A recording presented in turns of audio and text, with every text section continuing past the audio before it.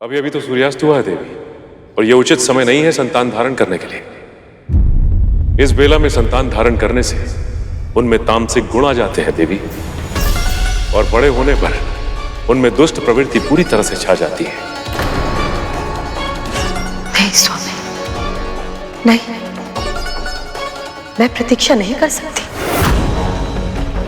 पति के समय पर पत्नी का भी कुछ अधिकार अवश्य होता है, और पति पत्नी के संबंधों में पत्नी की इच्छा का सम्मान होना चाहिए स्वामी। यदि यही आपकी इच्छा है देवी, तो हम अपने कर्तव्य का पालन अवश्य करेंगे।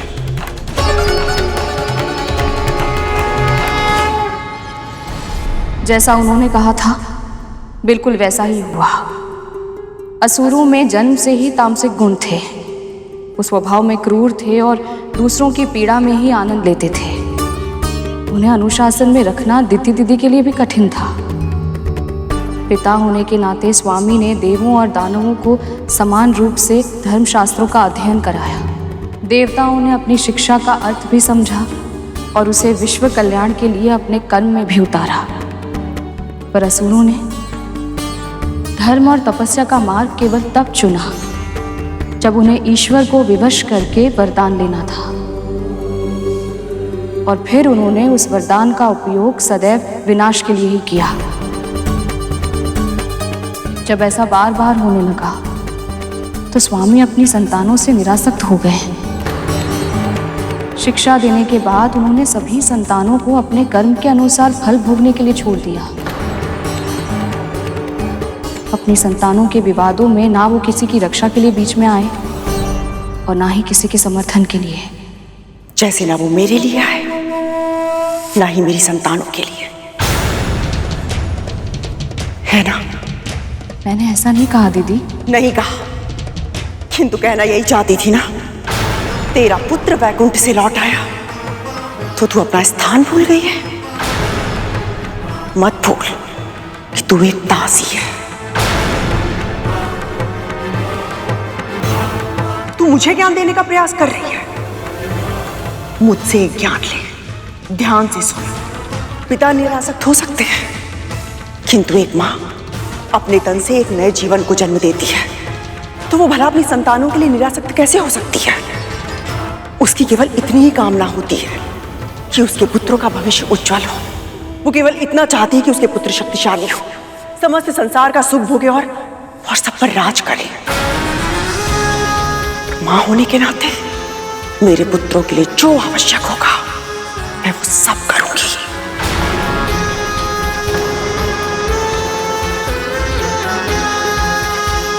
पर दीदी, महारानी हूं मैं। इसके पहले कि मेरी क्रोध की सीमा पार हो, चली जाए यहां से।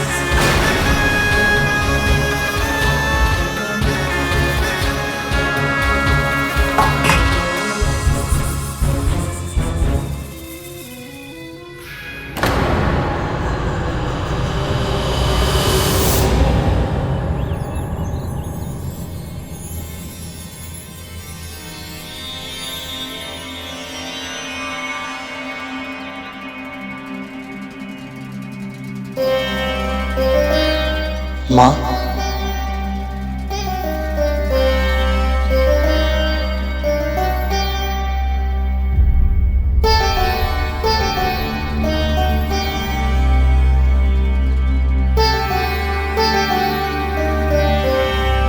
महारानी,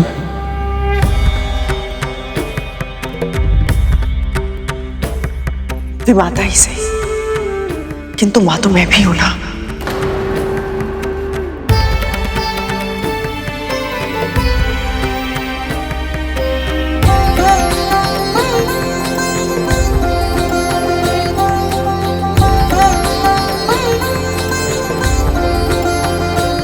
क्या देख रहा है तू? अपना सौभाग्य। मैं उन्हें देख पा रहा हूं जिन्हें देखना दुर्लभ है। मुझे प्रभु श्री विष्णु के दर्शन मिल रहे हैं महारानी।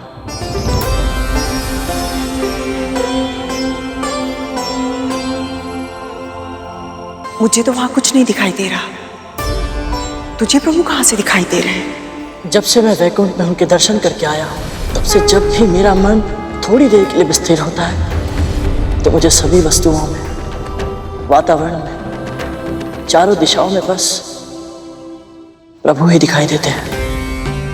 किंतु ये कैसे संभव है? जब मन में शंका का अंधेरा नहीं, भक्ति का प्रकाश निवास करता हो तो सब कुछ संभव है महारानी। मेरी आंखों से देखिए, वो जो छोटा बादल दिख रहा है, वो मेरे प्रभु के शीश का मुकुट है, और उसके नीचे जो एक हल्का बादल है, वो उनका श्याम सुंदर मुख है।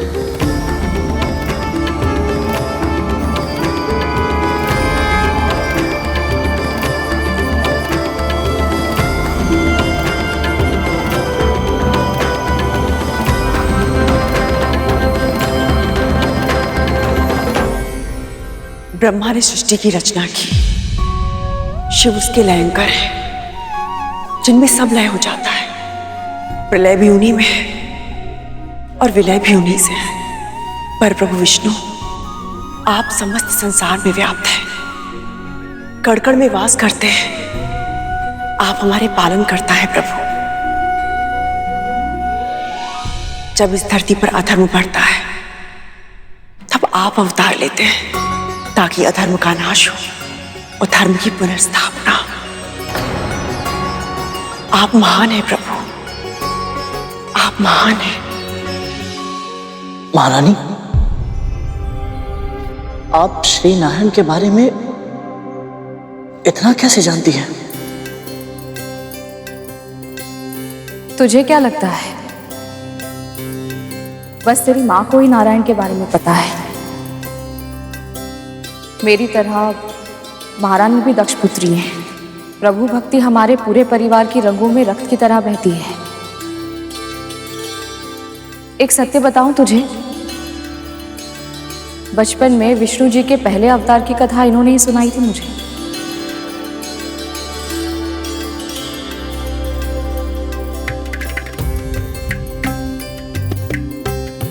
विष्णु जी का अवतार? सत्य मां, प्रभु ने पृथ्वी में जन्म लिया था। पर कौन सा अवतार मां, और क्यों? प्रभु विष्णु कहते हैं, जब जब धर्म की हानि होती है और अधर्म की वृद्धि होती है, तब तब सत्पुरुषों का उद्धार करने के लिए, पापियों का विनाश करने के लिए और बुराई को मिटाने के लिए तथा धर्म की पुनर्स्थापना करने के लिए वो प्रकट होते हैं। महारानी, मुझे इस कथा को जानने की बहुत इच्छा हो रही है। हम सभी सुनना चाहते हैं महारानी, और आपसे अधिक सुंदर ढंग से इस कथा को और कोई नहीं कह सकता। सुनाइए ना।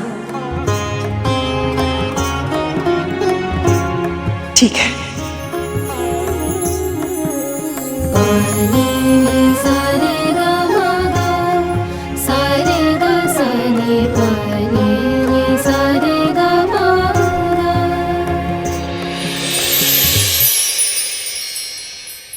त्रिदेव अर्थात ब्रह्मा विष्णु महेश एक साथ समन्वय में अपना अपना कार्य करते हैं ताकि ये संसार सुचारू रूप से चल सके।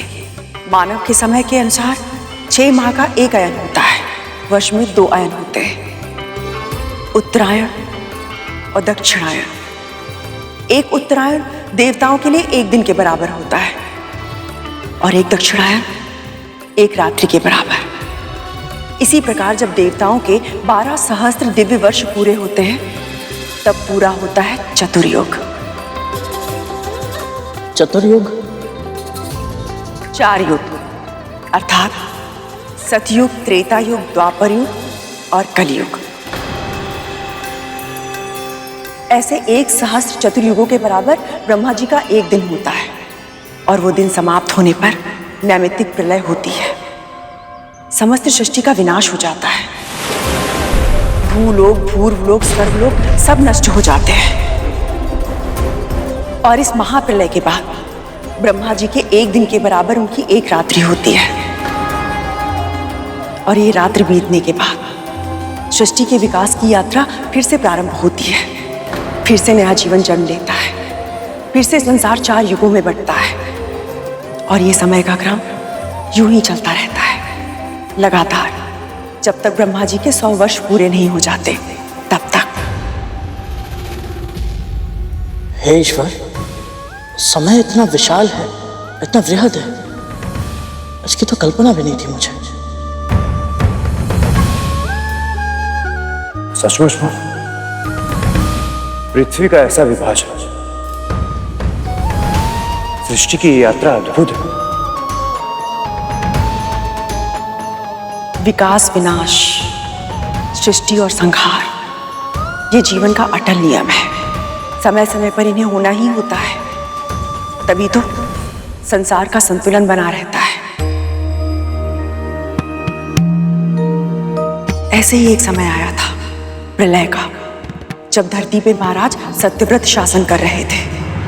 ओम सूर्य देवाय नमः। ओम सूर्य देवाय नमः। महाराज सत्यव्रत, मत्स्य, मुझसे तुम बात कर रहे हो? जी महाराज, मैं आपकी शरण में, मेरी रक्षा कीजिए। सत्यव्रत अपने धर्म का पालन अवश्य करेगा। ऐसा कहकर महाराज सत्यव्रत ने उस मत्स्य को अपने कमंडल में रख लिया।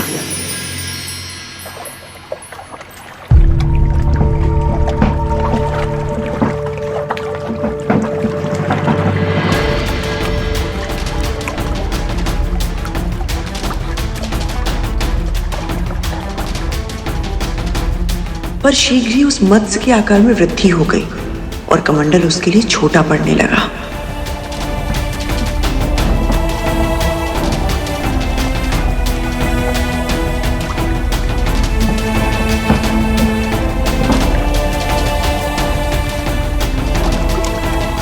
तब महाराज को एक बार फिर उस पर दया आई और उन्होंने उस निरीह प्राणी को कमंडल से निकालकर एक बड़े पात्र में डाल दिया।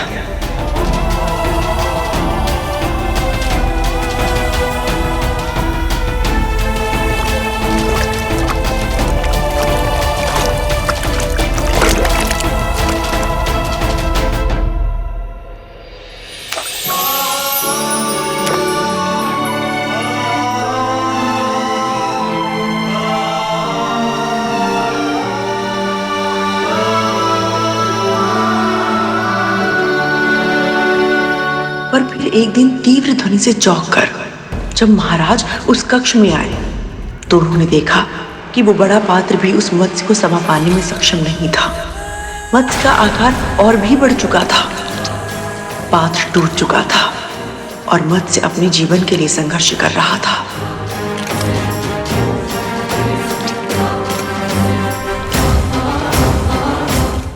अब महाराज के सामने उसे समुद्र में पहुंचाने के सिवा और कोई चारा न था। जैसे ही मत्स्य ने उस अनंत जलराशि वाले समुद्र में प्रवेश किया, अचानक वातावरण बदल गया। बिजली कड़कने लगी, बादल गरजने लगे। अंधकार और प्रकाश के संयोग से अलौकिक दृश्य छा गया और महाराज सत्यव्रत को उस मत्स्य की महिमा का आभास हो गया। आप कोई साधारण मत्स्य नहीं है, अवश्य ही कोई दिव्य आत्मा है। अपना सच्चा स्वरूप दिखाने की कृपा कीजिए देव।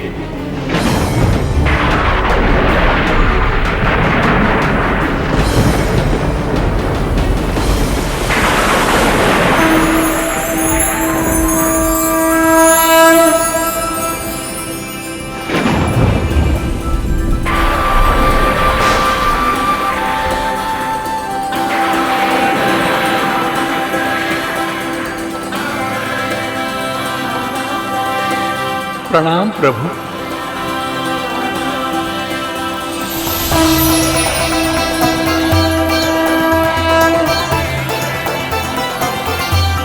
हे राजन, ये समस्त संसार 7 दिन के बाद नष्ट हो जाएगा। असुर हयग्रीव ने वेदों को चुरा लिया,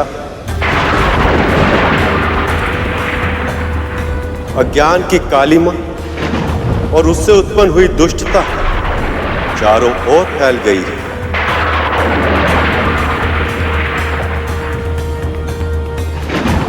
संसार में अधर्म और पाप छाया हुआ, इसलिए मैंने हयग्रीव के प्राणों का अंत करने के लिए और उसके द्वारा फैलाई गई बुराई को पूर्ण रूप से समाप्त करने के लिए मत्स्य रूप में यह अवतार लिया।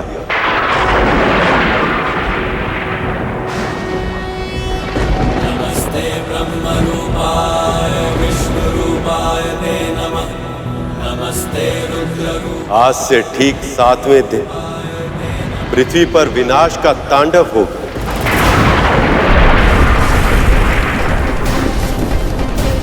भयानक वर्षा होगी, समुद्र का जल स्तर इतना अधिक बढ़ जाएगा कि पूरी पृथ्वी उसमें डूब जाएगी।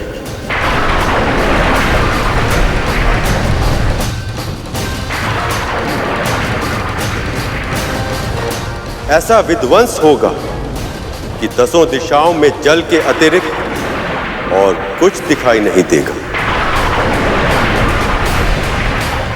इसलिए हे राजन, आपको एक ऐसी विशाल नाव का निर्माण करना होगा जिसमें सभी प्रकार के वृक्षों, वनस्पति के बीजों, जड़ी बूटियों, पशु पक्षियों और सप्तऋषि आदि को उस नाव में एकत्रित करना होगा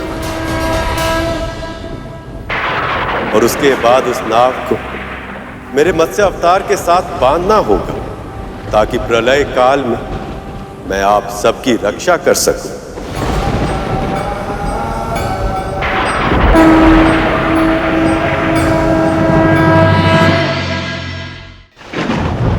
कालांतर में जब सृष्टि का सृजन होगा तब उस नए संसार की आप प्रजापति कहलाएंगे। विनाश के मध्य जीवन के संरक्षण और विकास का दायित्व आपको ही निभाना होगा।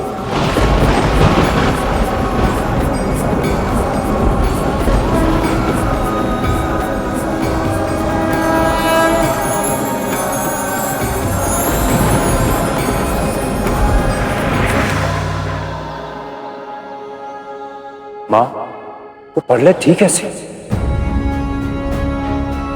और मां विष्णु जी ने मत्स्य अवतार लेकर सबको मृत्यु के मुख से सुरक्षित बाहर कैसे निकाला, ये भी बताइए ना।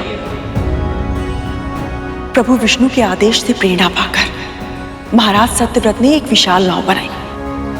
तभी अचानक वातावरण बदलने लगा, सूर्य की किरणें बरसने लगी और उसके भीषण ताप के प्रभाव से पेड़ पौधे जलने लगे। हयग्रीव चारों वेदों के साथ समुद्र में छुपा था। तभी प्रभु विष्णु आधे मानव और आधे मत्स्य अवतार में उसके सामने आए। उन्हें देखकर हयग्रीव उनकी दृष्टि से ओझल होने का प्रयास करने लगा, किंतु मत्स्य की गति अधिक थी।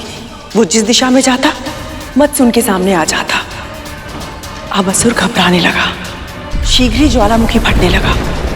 पिघला हुआ लावा अपने मार्ग में आने वाली हर वस्तु को जलाने लगा। पहाड़ों पर हिम पिघलने लगी और फिर आई हिम की आंधी। उधर हयग्रीव उस विशाल मत्स्य को देखकर चिंतित था। अपने दिव्यस्त्रों से बार बार वो उन पर प्रहार करने लगा। तभी मत्स्य ने अपना मुंह खोला और सारे तीर, भाले, अस्त्र शस्त्र सब अपने मुख में समा लिए। ये देखकर हयग्रीव व्याकुल हो उठा। उसके हाथ से छूटकर चारों वेद नीचे गिरने लगे। इसके पहले कि समुद्र तल की गहराइयों में वो सदैव सदैव के लिए खो जाते, मत्स्य ने गोता लगाकर उन्हें अपने मुख में रख लिया। क्रोधित हयग्रीव उन पर आक्रमण करने का प्रयास कर रहा था। तभी प्रभु ने मत्स्य अवतार लेकर एक ही बार में उस असुर का पेट चीरकर उसका वध कर दिया। हयग्रीव का वध होते ही अन्य पशु, राक्षस, दानव और बुरी शक्तियां तड़प तड़प कर अपने प्राण त्यागने लगी। धरती पापियों के बोझ से मुक्त हो गई थी।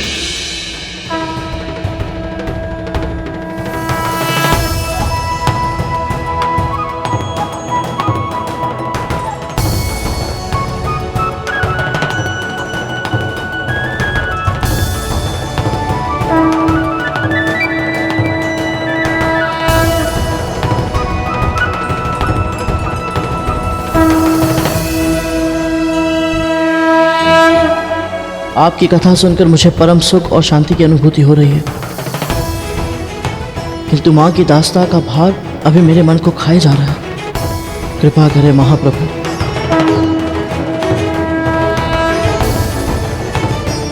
मेरी माँ को इस दास्ता से मुक्त कराने में मेरी सहायता करें।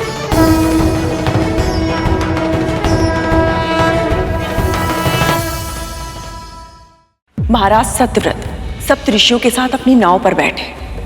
उस पर उपस्थित वनस्पतियां, पेड़ पौधे, बीज, जड़ी बूटियां और भिन्न भिन्न प्रकार के पशु पक्षी पहले से उपस्थित थे। क्रोधित समुद्र विध्वंस का तांडव करने लग गया।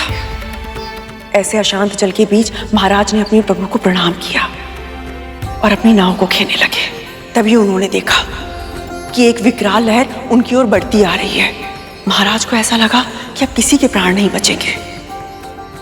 तभी उनके सामने प्रकट हुआ वो विशाल मत्स्य, जिनके मुख में चारों वेद सुरक्षित थे। महाराज ने अपनी नाव उनसे बांध दी।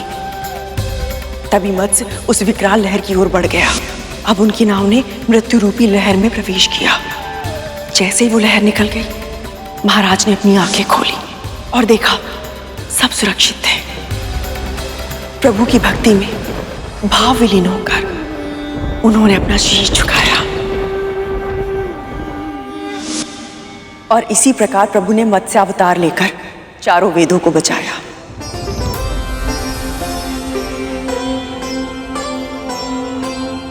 सज्जन सात्विक सप्तऋषियों की सभी प्रकार के जीव जंतुओं एवं पशु पक्षियों के प्राणों की रक्षा की।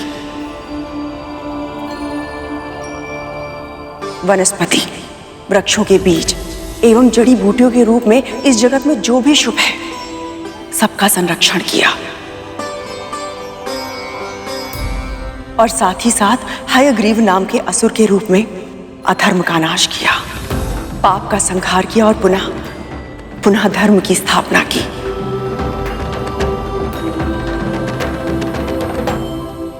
महारानी, आपने ये भी बताया कि प्रभु के लिए धर्म की रक्षा से अधिक महत्वपूर्ण और कुछ भी नहीं।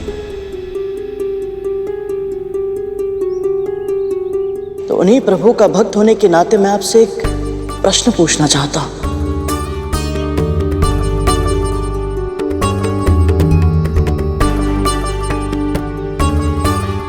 आपने जो व्यवहार मेरी मां के साथ किया वो उचित है या अनुचित है या अनुचित है?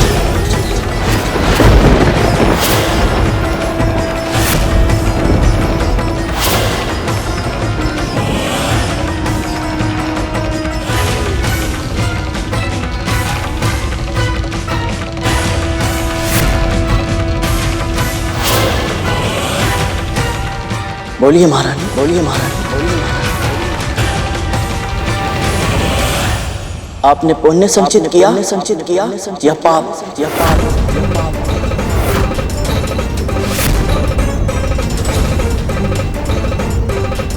चुप क्यों हो गया? बताइए।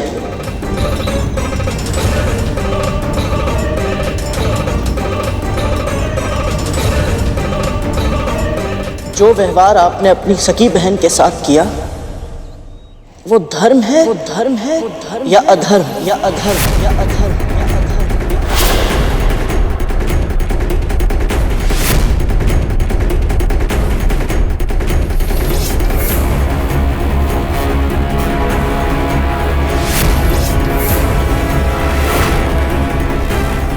गरुड़,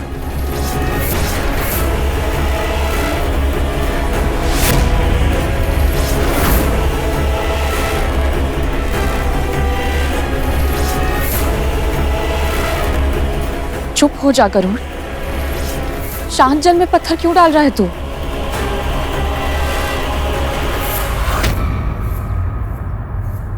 तीर कमान से निकल चुका है विंता।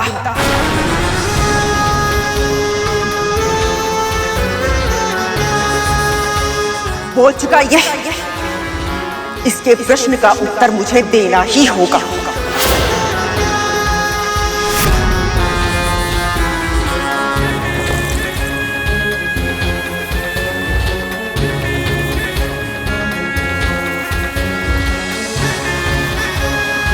मैंने जो सोचा, माना, कहा वो किया अपने पुत्रों के लिए। यदि अपने पुत्रों का हित सोचना अधर्म है तो मैं कभी विजेता नहीं बनती। देख, मैं आज महारानी हूं और तेरी मां एक दासी।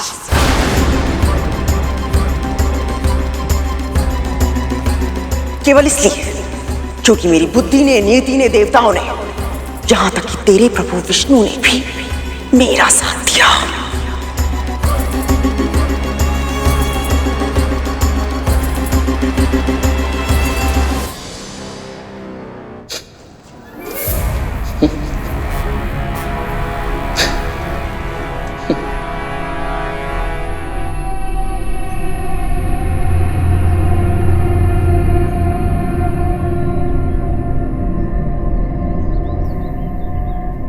मानसिक संतुलन खो बैठा है। हंस क्यों रहा है तू? आपकी मूर्खता पर हंसी आ रही है मुझे।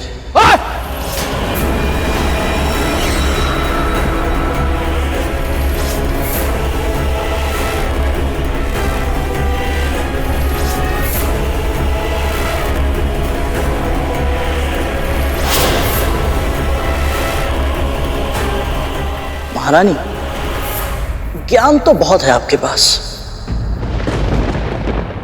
पर विवेक बिल्कुल भी नहीं है।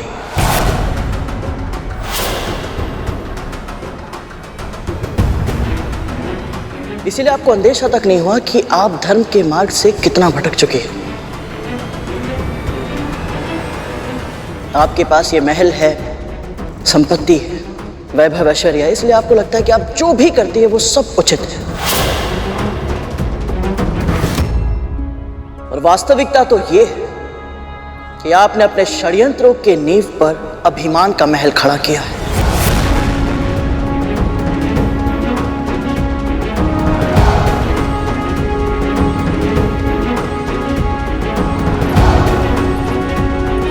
और अब उसी महल के नीचे आपके छल की दीमक चढ़ पकड़ चुकी है।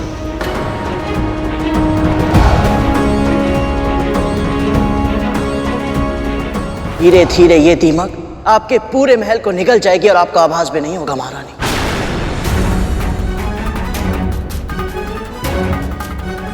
कुकर्म आसानी से पीछा नहीं छोड़ते।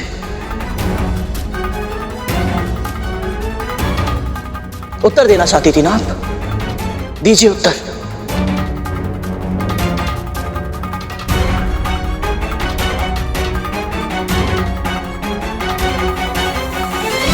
उत्तर तो देना ही पड़ेगा आपको, अपने पापों का।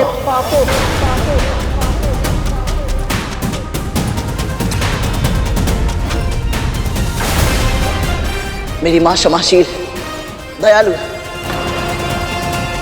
और तुम सब ने इसका लाभ उठाया।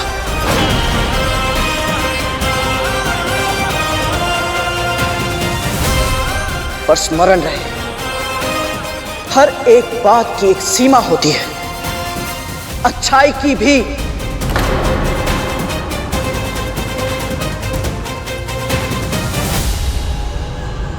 क्या कर रहा है गरुड़? अति मत कर।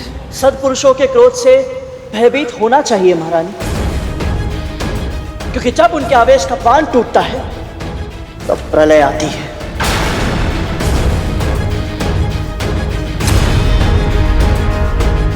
मेरे जन्म से पहले आपको मेरी मां के क्रोध का परिचय तो मिला था, स्मरण है ना आपको?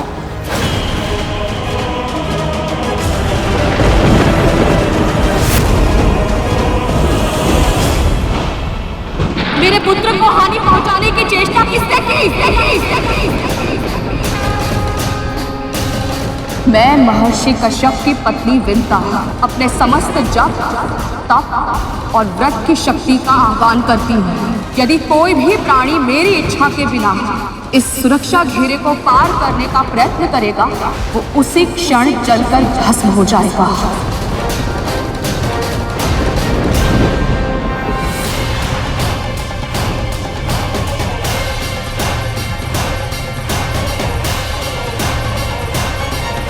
मेरी माँ ने तो अपने आप को नियंत्रण में कर लिया था, पर मैं भी ऐसा कर पाऊंगा ये वचन देना मेरे लिए तनिक कठिन है महारानी।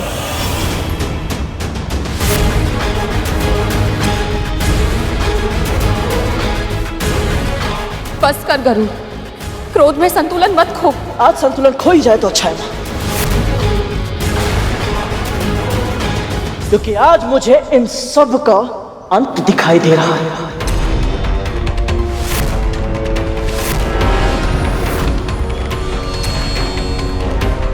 महारानी, यदि आपने ऐसे ही मेरी मां को दासी बनाए रखा और उनके साथ अत्याचार किया तो मैं भ्राता तक्षक का दम घोट दूंगा और भ्राता कालिया के 5 सिरों को उखाड़कर अपनी मां के चरणों में फेंक दूंगा।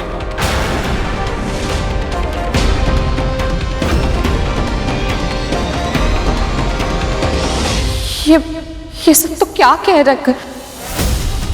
स्मरण रहे, यदि आज के बाद तुम में से किसी ने भी मेरी मां को यंत्रणा दे या भयभीत करने के लिए अपने विष का प्रयोग किया तो तुम्हारे विष दंश भी तोड़ दूंगा मैं।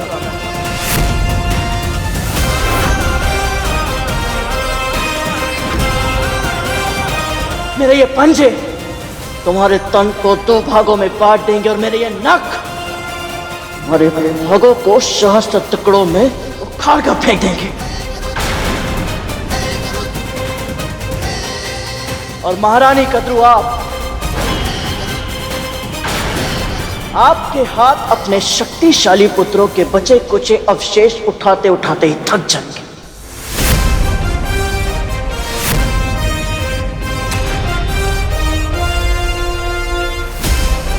जिह्वा पर नियंत्रण रख गरुड़। विमाता है ये तेरी और ये सब तेरे भाई हैं। ये मेरे भाई हैं?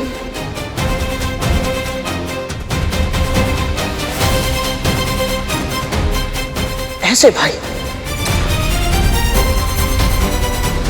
मां, आप तो जानती है ना कि भाई का धर्म होता है कि वो अपने छोटे भाई की रक्षा करे, उसका मार्गदर्शन करे। और ये सब तो प्रारंभ से मेरे साथ शत्रु जैसा व्यवहार करते आए।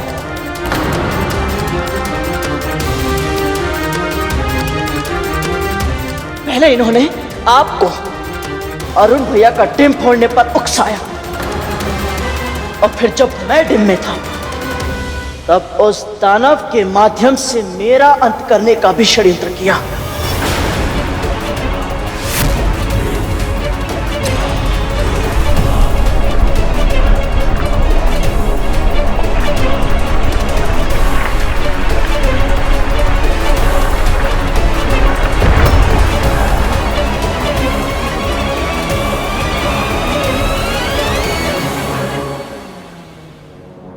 बहुत बोल रहा है ये माँ। नहीं तक्षक, आज बोलने दे इसे।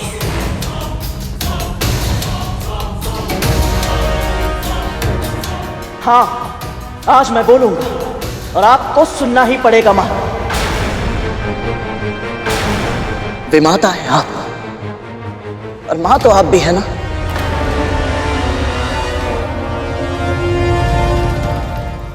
तो फिर बताइए, कहां थी आपकी ममता जब आप डिम में अरुण भैया और मेरी हत्या करवाना चाहती थी?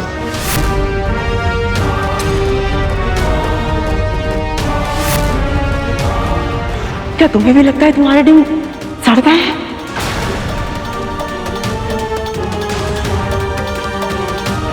कहां थी आपकी ममता जब आपने केवल मुझे नियंत्रण में रखने के लिए अपनी ही छोटी बहन को छल से दासी बना लिया?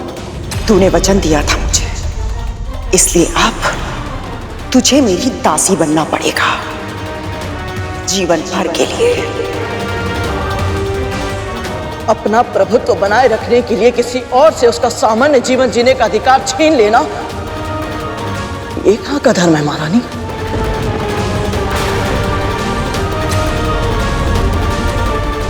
ऐसा विश्वासघात तो कोई अपने शत्रु के साथ भी नहीं करता जो आपने अपनी सगी छोटी बहन के साथ किया है। बस कर दे गरुड़, जो होना था वो हो गया, अब जाने दे। मुझे रोकने के स्थान पर यदि आपने इन सबको अपनी भावनाओं के साथ खिलवाड़ करने से रोका होता, अपनी ईर्ष्या पर नियंत्रण किया होता, तो आज अरुण भैया ना केवल स्वस्थ होते बल्कि हमारे साथ होते। माँ,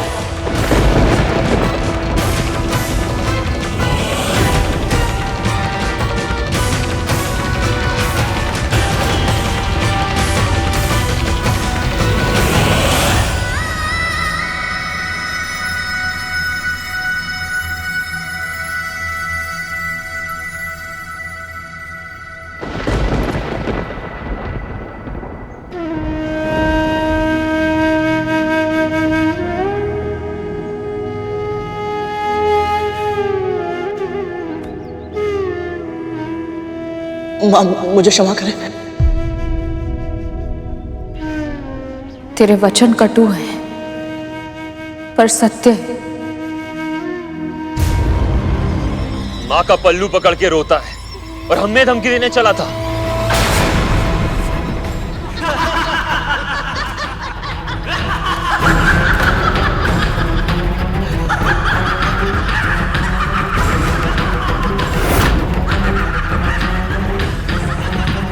केवल बोलना ही आता है तुझे, या फिर अपने कथन को सत्य सिद्ध करने का सामर्थ्य भी है?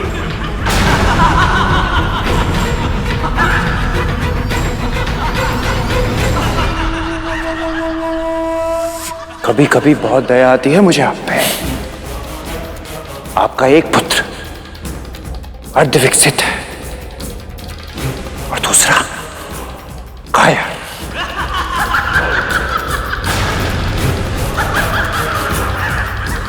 दोष आपके पुत्रों का नहीं है दासी मां, दोष आपका है। दुर्बल हैं आप, दुर्बल हैं।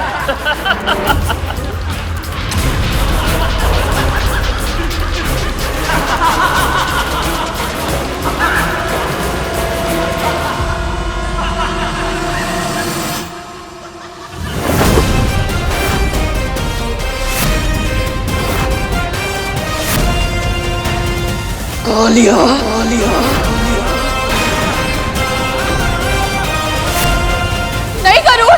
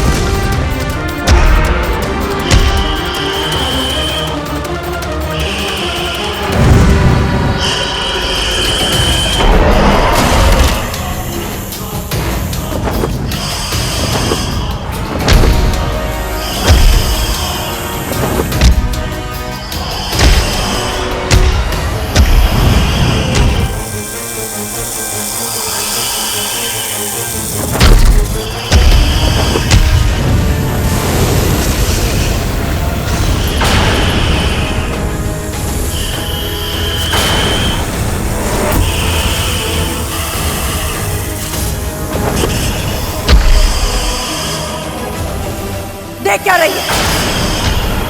रोक अपने पुत्र को। मेरी बात मान जरूर, रुक जा।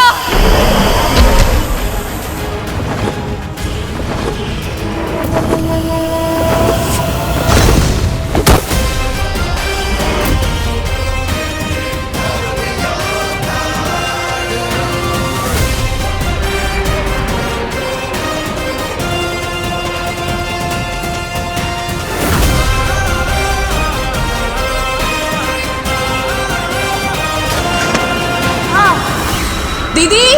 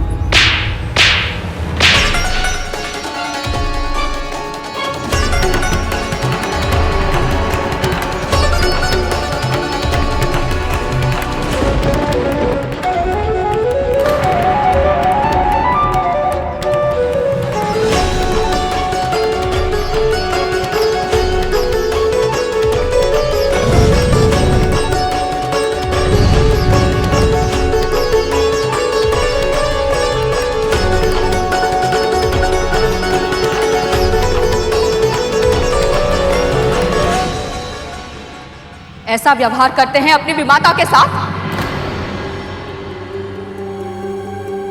आज तक मुझे अपने पालन पोषण पर अभिमान था, अपने संस्कारों पर अटल विश्वास था, अपनी तपस्या पर गर्व था कि मेरे पुत्र में कोई दोष, कोई विकार नहीं है।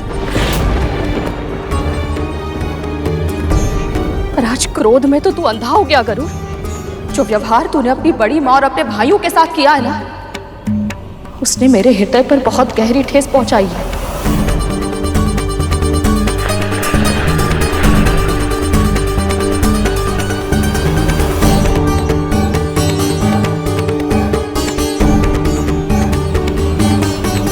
कोई कारण नहीं दूंगा, ना ही कोई बहाना बनाऊंगा। बस क्षमा।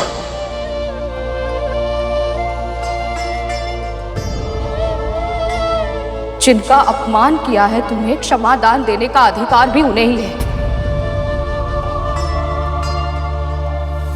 क्षमा की याचना करनी है तो अपनी विमाता महारानी कद्रू से कर।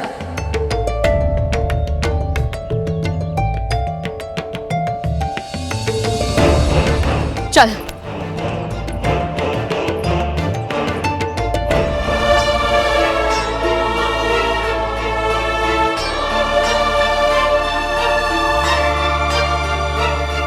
महारानी, जो अपराध तूने आज किया है उसके लिए क्षमा पर्याप्त नहीं है।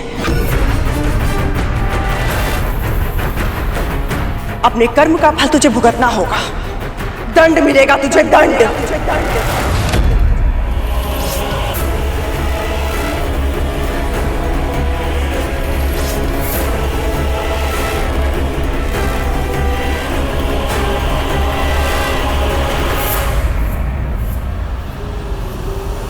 आप मेरी मां समान हैं।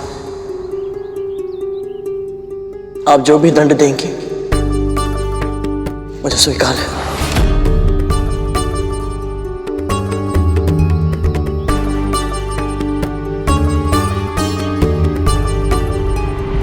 मैंने तुझसे कहा था ना, यदि मां कोई त्रुटि करेगी तो दंड पुत्र को मिलेगा। यदि पुत्र कोई अपराध करेगा तो परिणाम मां को भुगतना होगा। आज तेरी मां के मना करने के बाद भी तूने मेरे पुत्रों पर आक्रमण करके यह सिद्ध कर दिया है कि अब तेरी मां का आदेश तुझे नहीं रोक सकता। तेरी मां तुझे समझाने में विफल हो गई है, इसलिए मैं वही करूंगी जो एक स्वामिनी अपने दास को नियंत्रण में रखने के लिए करती है। आज तक तू एक दासी पुत्र था गरुड़, किंतु आज से, अभी से तू हम सबका दास होगा। तू हम सबका दास होगा। तू हम सबका दास होगा।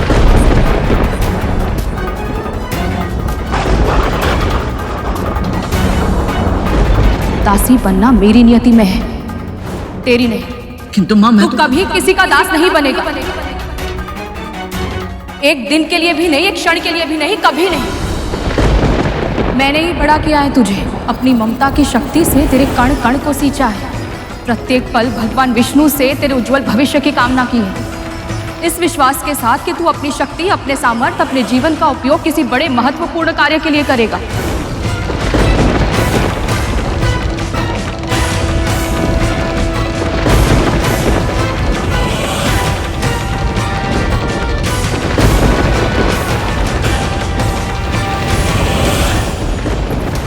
ऐसा मत कहिए दीदी, मैं दासी हूं, पर मेरा पुत्र वो आपका दास कैसे बन सकता है? उसे मुक्त रहने दीजिए। मुक्त तो रहने दिया था अब तक, किंतु आज इसका ये रूप देखकर इसे समझाना आवश्यक हो गया है कि इसका उचित स्थान अपने स्वामी के चरणों में है।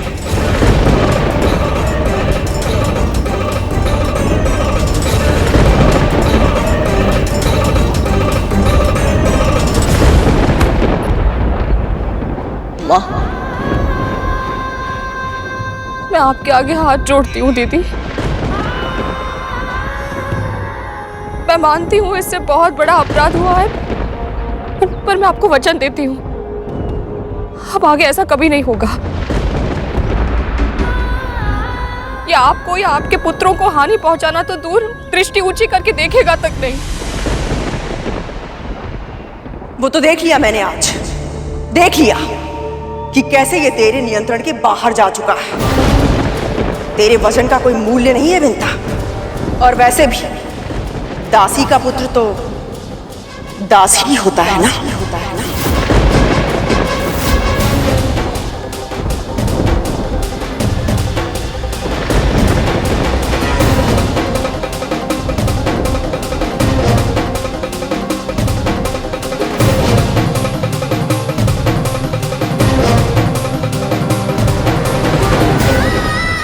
मैं आपके चरण छूकर प्रार्थना करती हूँ दीदी,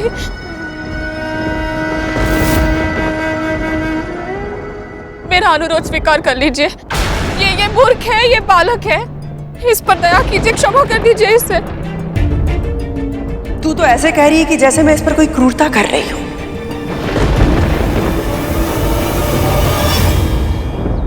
स्मरण है तुझे, कल तू हमारे स्वामी का उदाहरण देकर मुझे समझा रही थी। आज मैं उन्हीं का नाम लेकर तुझसे पूछती हूँ। हमारे स्वामी महर्षि कश्यप जिस तरह धर्म के मार्ग पर चलते हैं, उस धर्म के अनुसार तेरे पुत्र को तेरा अनुसरण करना चाहिए था या नहीं?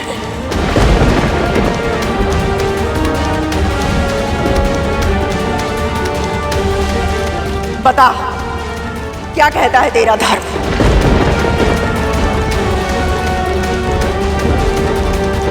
मौन मत रह दासी, बोल, तेरे पुत्र को दास होना चाहिए या नहीं?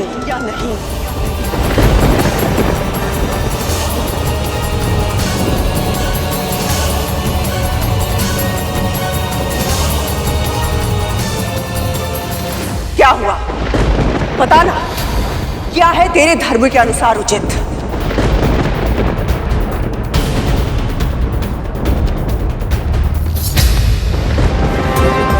मैं आपसे विनती करती हूँ महारानी, ये निर्णय लेने के लिए मुझे विवश मत कीजिए। अपने पहले पुत्र को जीवन भर का दुख दे चुकी हूँ मैं। अब अपने दूसरे पुत्र की भाग्य रेखा यदि मेरे कारण मिट गई तो मेरा अपराध बोध मुझे जीने नहीं देगा। कर्तव्य का निर्णय भावना के अधीन होकर नहीं किया जाता है।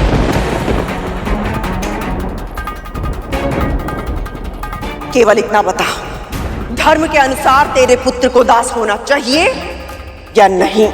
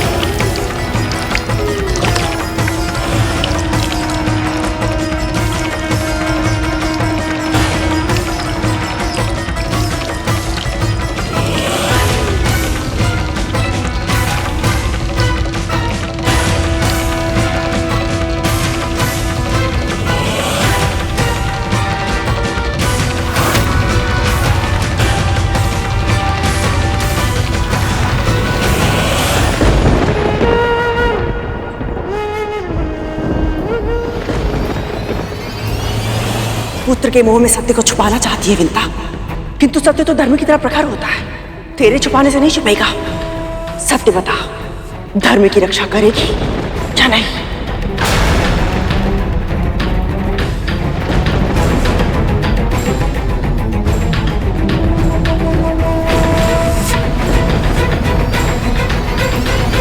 सत्य कहा आपने।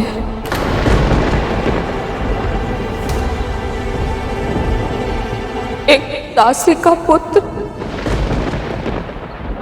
दासी होता है। एक दासी का पुत्र दासी होता है।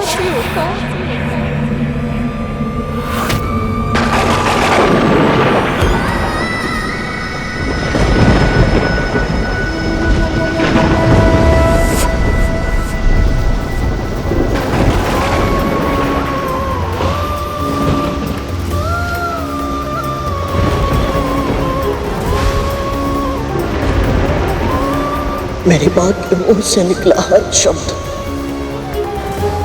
मेरे लिए सत्य है, और अब ये सत्य ही मेरा धर्म है।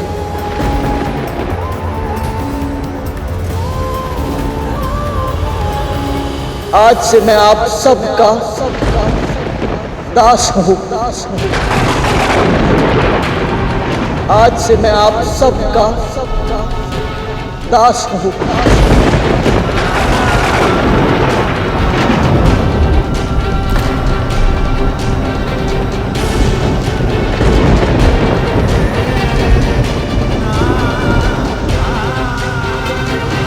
वन में मोर नाचेगा तो देखेगा कौन?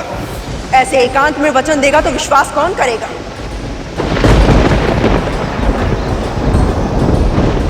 तेरे दासत्व की घोषणा सबके सामने की जाएगी।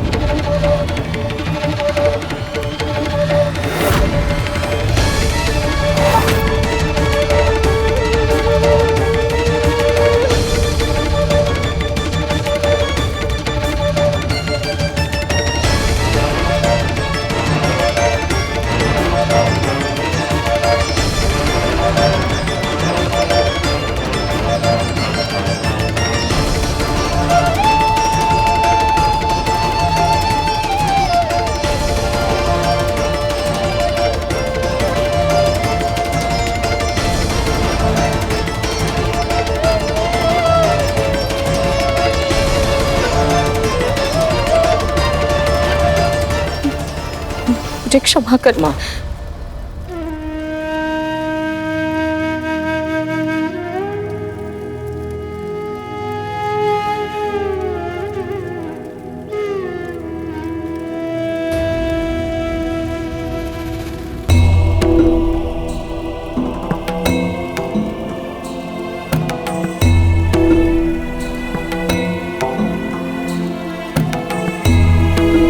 यशस्वी भव, आसन ग्रहण कीजिए।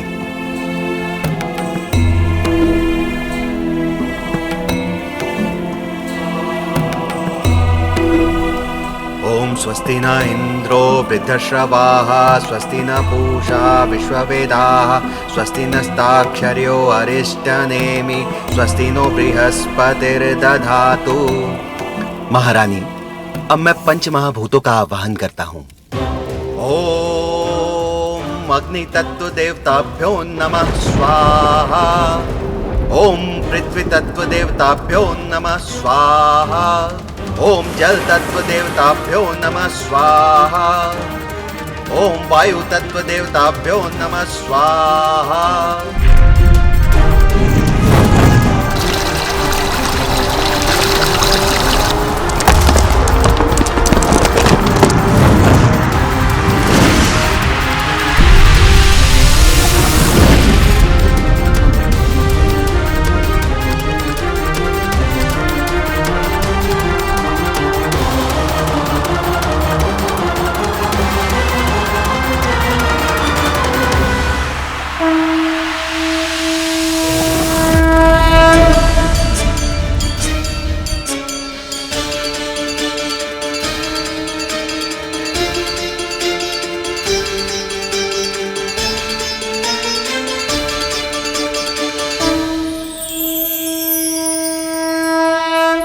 महारानी, अब आप अपना दाहिना हाथ इनके दाहिने हाथ पे रखिए।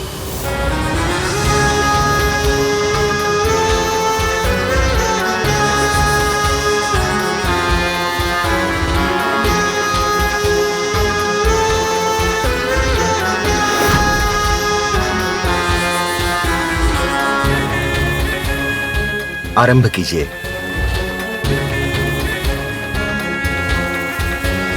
अब जो मैं तुझसे कहूंगी वो तू दोहराएगा।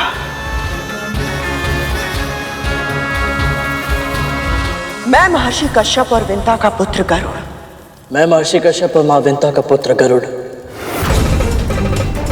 पृथ्वी, जल, वायु, अग्नि और आकाश। पृथ्वी, जल, वायु, अग्नि और आकाश। इन पंच महाभूतों को साक्षी मानते हुए। इन पंच महाभूतों को साक्षी मानते हुए। मन से, वचन से और कर्म से। मन से, वचन से और कर्म से।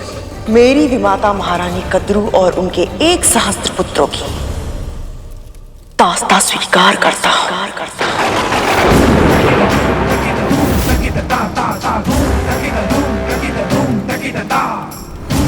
दासी बनना मेरी नियति में है, किंतु मां मैं कभी किसी का दास नहीं बनेगा। एक दिन के लिए भी नहीं, एक क्षण के लिए भी नहीं, कभी नहीं। जो मेरी मां का अपमान करेगा मैं उसका सम्मान कभी नहीं कर सकता।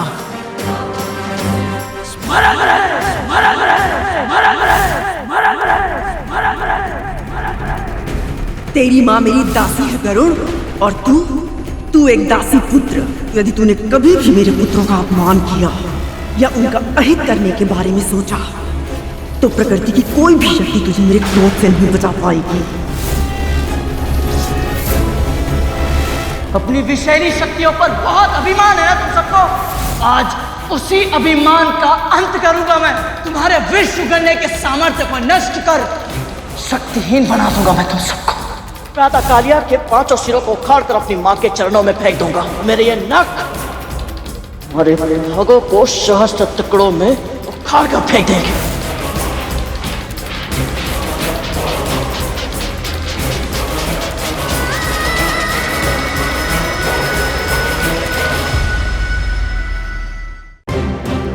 मेरी विमाता महारानी कद्रू और उनके 1 सहस्त्र पुत्रों की दास्ता स्वीकार करता हूँ। दास्ता स्वीकार करता हूँ। दास्ता स्वीकार करता हूँ। मेरी विमाता महारानी कद्रू और उनके 1 सहस्त्र पुत्रों की दास्ता स्वीकार करता हूँ। दास्ता स्वीकार करता हूँ। दास्ता स्वीकार करता हूँ।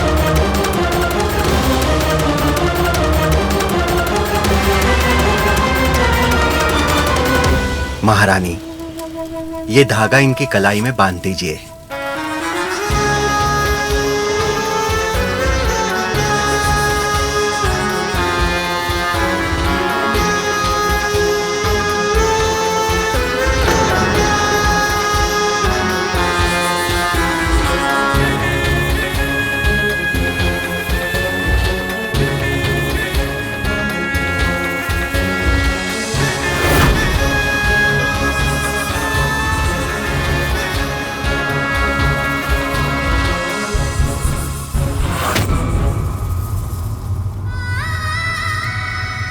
ये कच्चे सूत का धागा तेरी शपथ का साक्षात प्रतीक है गरुड़। इस शपथ को तोड़ पाना किसी भी दास के लिए संभव नहीं है। इस शपथ को तोड़ पाना किसी भी दास के लिए संभव नहीं है। असीमित बल का स्वामी गरुड़ आज एक कच्चे धागे से बंधा है। स्वयं विडंबना भी हंस रही होगी तेरे भाग्य पर।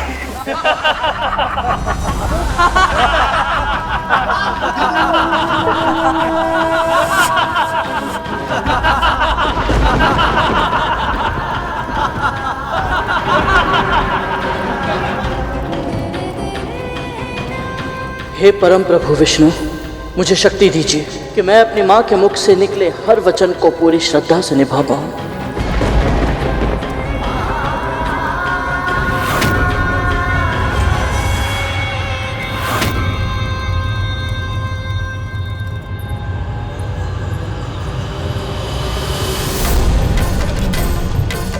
माँ रुक जाइए माँ। माँ हम कहाँ जा रहे हैं?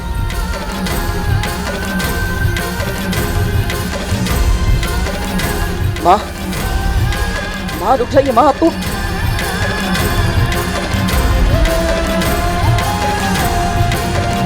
कंकड़ कांटे पैरों में चुभ रहे हैं पर माँ को आभास तक नहीं हो रहा। आज तक इन्हें ऐसी अवस्था में कभी नहीं देखा। तू कभी किसी का दास नहीं बनेगा। मेरी विमाता महारानी कद्रू और उनके 1 सहस्त्र पुत्रों की दास्तां स्वीकार करता हूँ। माँ रुक जाइए माँ, हम कहाँ जा रहे हैं? एक क्षण रुकिए माँ। अति हो चुकी है, अब और नहीं। अब सब समाप्त कर दूंगी मैं। इतने वर्षों तक कद्रू दीदी का हर बार हर तिरस्कार सहा मैंने। अब तुझ पर अत्याचार होते नहीं देख सकती मैं। मुझे लगा था यदि दासी बनकर पूरी निष्ठा के साथ उनकी सेवा करूंगी तो उनके मन में स्नेह, प्रेम और दया के भाव फिर से जाग उठेंगे, पर वो मेरी भूल थी। हम दोनों का जीवित होना ही उनकी आंख में कांटा बनकर चुभता है गरुड़। इसलिए आज मैं उनकी, उनके पुत्रों की, अपनी और तेरी हर पीड़ा का अंत कर दूंगी।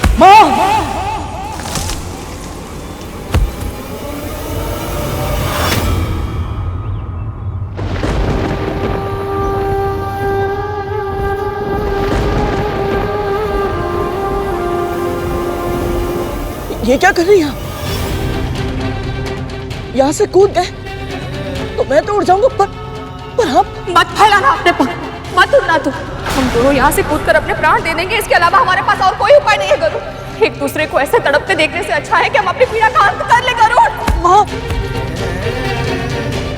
माँ क्या हो गया आपको? आप ऐसा कैसे सोच सकती हैं?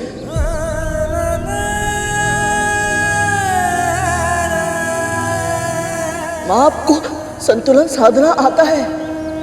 परिस्थिति कैसी भी क्यों ना हो, ना आपका मन भटकता है, ना मस्तिष्क विचलित होता है। मेरी आदर्श है आप माँ। मैं सब कुछ आप ही से सीखता हूं, तो फिर आप अपनी श्रद्धा, अपना धैर्य कैसे खो सकती है? थक गई हूं मैं गरुड़, बहुत थक गई हूं मैं। यदि मुझे विश्वास हो ना कि तुझे वो जीवन अवश्य मिलेगा जिसके योग्य तू है, तो अब भी जीवन भर दासी कर्म कर सकती हूँ मैं। पर तुझे एक क्षण के लिए भी दास के रूप में देखना मेरे लिए असहनीय है पुत्र। तू बोलना मुझे, हाँ, मेरे प्रभु श्री विष्णु वो मुझसे इतना क्रोधित क्यों है? वो मेरी पुकार क्यों नहीं सुन रहे? तू बता मुझे।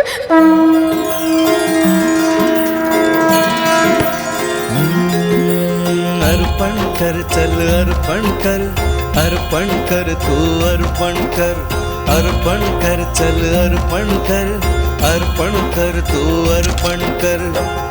हर श्वास जब उनका है तो क्यों चिंता हरि को समर्पण कर। अर्पण कर, चल अर्पण कर, अर्पण कर तू अर्पण कर, अर्पण कर तू अर्पण कर, अर्पण कर, चल अर्पण कर, अर्पण कर तू अर्पण कर।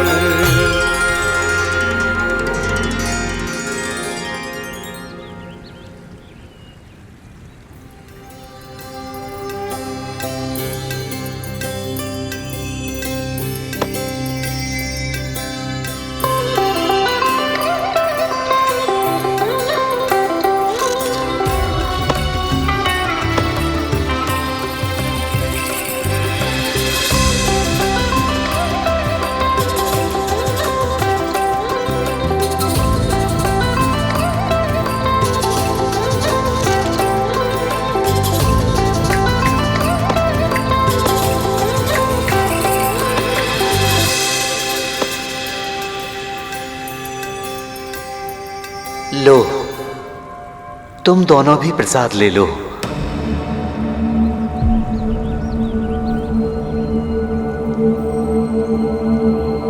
और बाबा, आप तो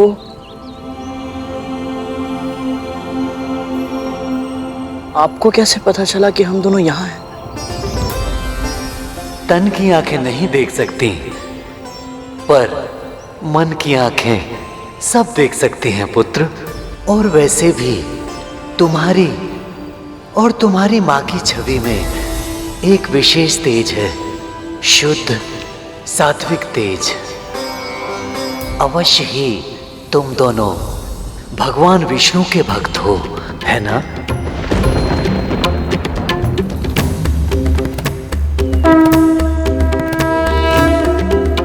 क्या हुआ? कुछ नहीं बाबा, बस एक जिज्ञासा है मन में। आपके जीवन में इतना कष्ट है, रहने के लिए ना कुटिया है, ना जीविका कमाने का कोई साधन, आपका ध्यान रखने वाला भी कोई नहीं है, आप देख भी नहीं सकते और विकलांग भी हो, यही ना? प्रभु ने आपको कुछ नहीं दिया, फिर भी आप इतने प्रसन्न कैसे रहते हैं? कैसे कहूं कि प्रभु ने मुझे कुछ नहीं दिया।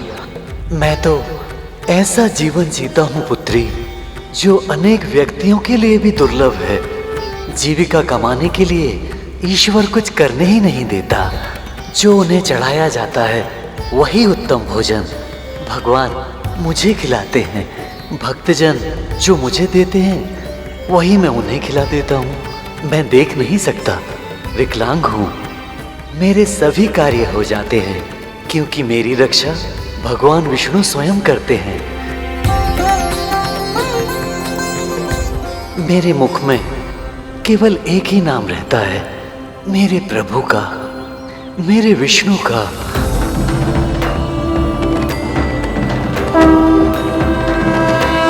इससे अधिक उत्तम एक भक्त के लिए और क्या हो सकता है? लो, प्रसाद का सेवन करो और भगवान विष्णु का पूजन करो।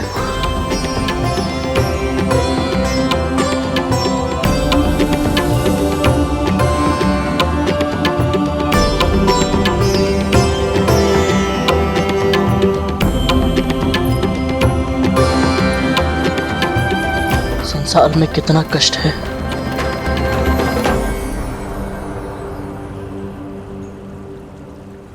और हमारा कष्ट कितना कम है।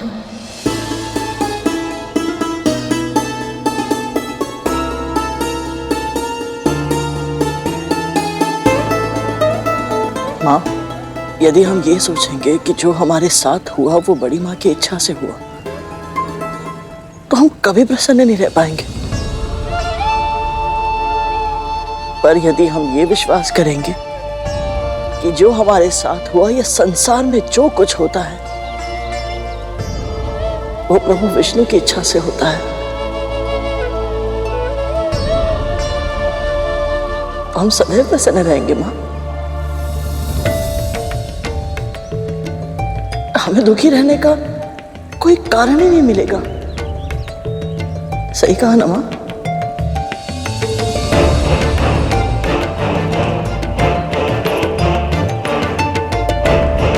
मुझे क्षमा कर दे पुत्र, मेरा विश्वास डगमगा गया था। भूल गई थी कि मेरे प्रभु की लीला अपरंपार है।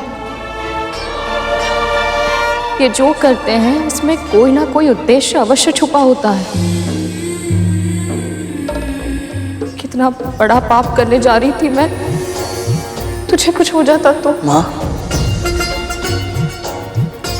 हमारे साथ प्रभु श्री विष्णु है ना?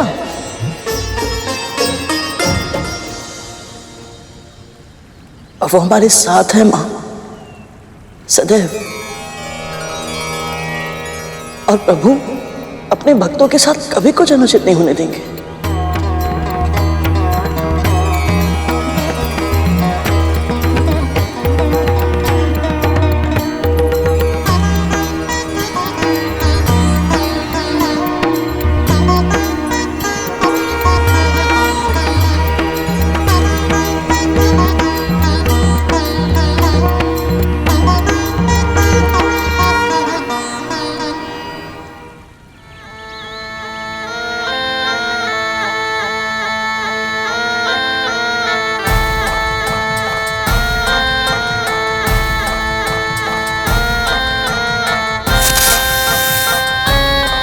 देख रहे हो भैया, सब कितने खुश लग रहे हैं।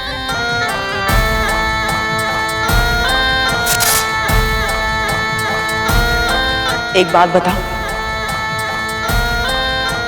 मुझे इतनी प्रसन्नता तो तुम सबके जन्म के समय भी नहीं हुई थी जितनी आज उस करुण को दास बनाकर हो रही है। स्वाभाविक है, गरुड़ हमारे अस्तित्व के लिए संकट बन गया था और आपने उसे अपना दास बनाकर अपने चरणों तले रौंद दिया। ऐसे में प्रसन्न होना तो उचित है माँ। हाँ माँ, भैया सही कह रहे हैं। पर मेरी प्रसन्नता केवल इसलिए नहीं है कि वो शत्रु हमारा दास बन गया है, इसलिए भी है कि तुम सबको सत्ता के शिखर पर देखने के लिए जो सपना मैंने देखा था अब वो सत्य होने वाला है। गरुड़ नाम का संकट टल गया है, इसलिए हमारा अगला लक्ष्य होगा देवताओं और दानवों को पराजित करके तुम सबकी श्रेष्ठता को सिद्ध करना।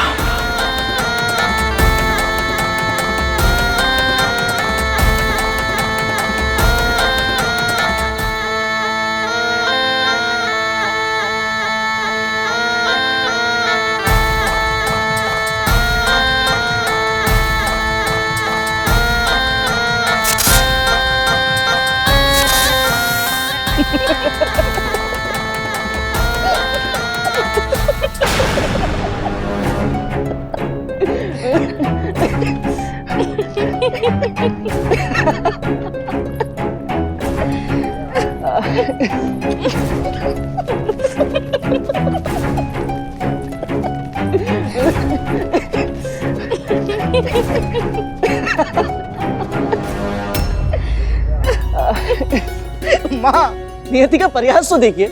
मैं आपको दासता से मुक्त कराने के लिए गया था और मैं स्वयं ही दास बन गया।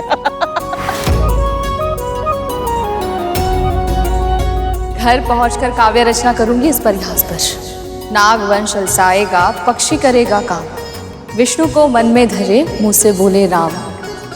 वाह। और माँ, एक और बात, अब तो महल में प्रवेश करने से कोई भी नहीं रोकेगा मुझे। प्रभु ने मेरी प्रार्थना का फल दिया है। मुझे बिना बताया गया था ना, अब बिना सूचना के कहीं नहीं जा पाएगा तू। सदैव मेरी आंखों के सामने ही रहेगा। मैं भी तो वही चाहता हूँ माँ। चल अब। कैसे ये दोनों इतने प्रसन्न कैसे हो सकते हैं? मैंने तो ये सब इसलिए किया था ताकि इनके जीवन से हर्षोल्लास का अस्तित्व मिट सके, इनका साहस साथ छोड़ दे, आत्मविश्वास लुप्त हो जाए और मनोबल टूट जाए। फिर भी ये दोनों इतना हंस क्यों रहे हैं? क्यों? कहीं ऐसा तो नहीं इन्होंने हमारी चाल से बचने का कोई उपाय सोच लिया हो?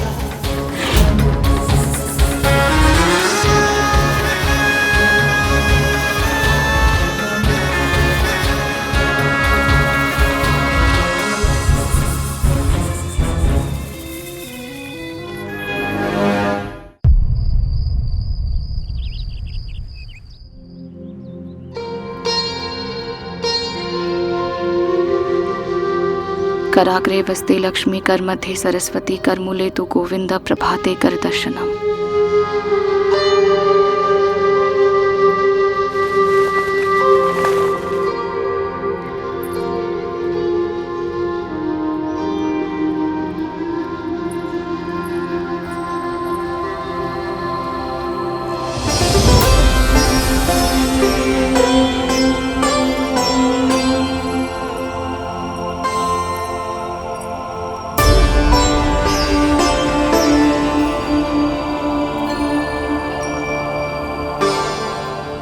ये क्या कर रहा है तू?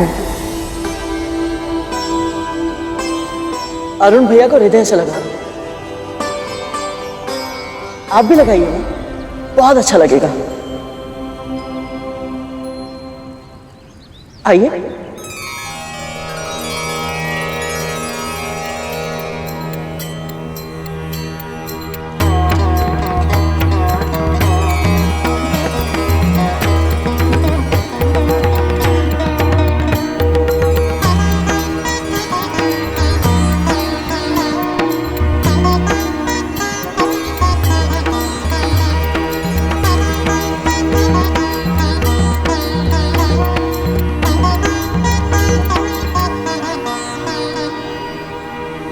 दिन चढ़ने लगा है, कहाँ रह गए तुम दोनों दास?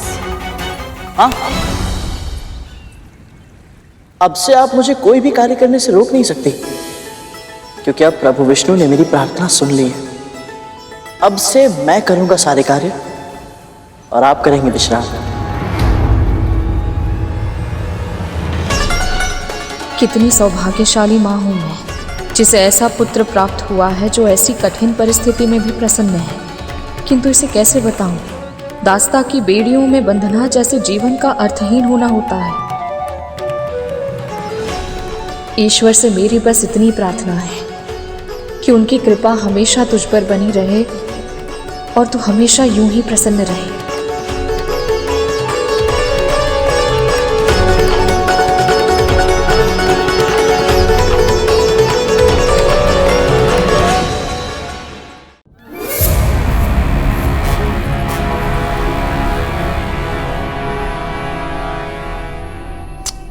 अब तो एक पल की भी देरी सही नहीं जा रही है। कब आएगा ये गरुड़? मैं भी यही सोच रहा था तख्तू कि कब वो झाड़ू लगाएगा और हम उसे बार बार अपमानित करेंगे। हाँ, तभी तो असली आनंद आएगा।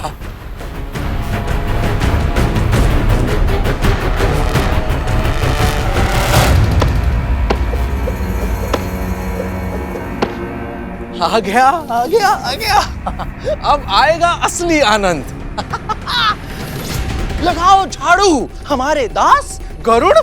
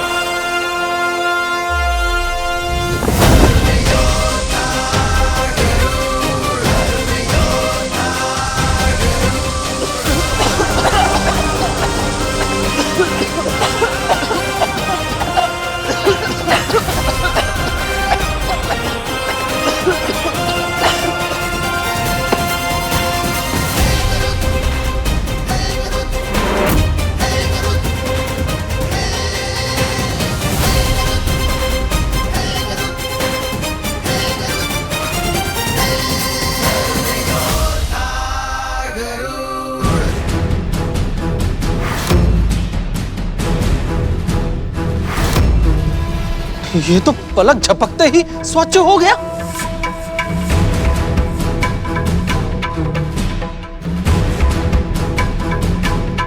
गरुड़ के लिए ये सब कार्य सामान्य है, इसे कोई कठिन कार्य देना होगा।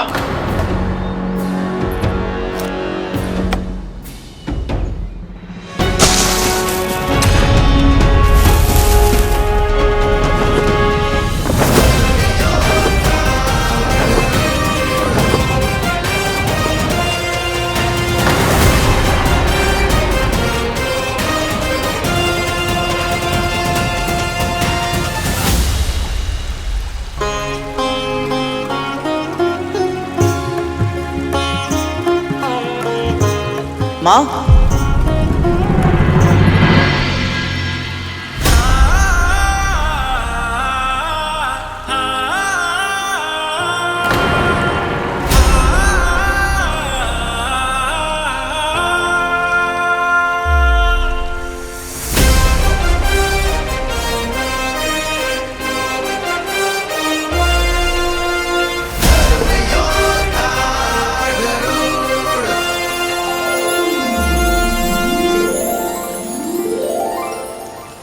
कुछ भी कहो, ये गरुड़ है तो कार्य कुशल।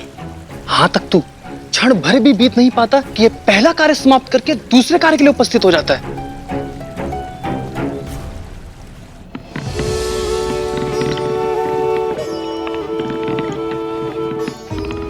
माँ,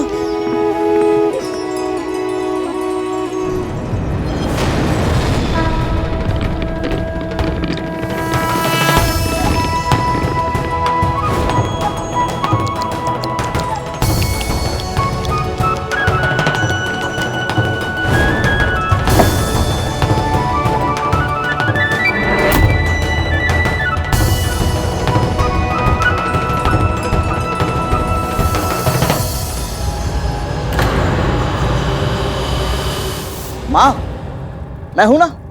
यहां क्या कर रहा है तू?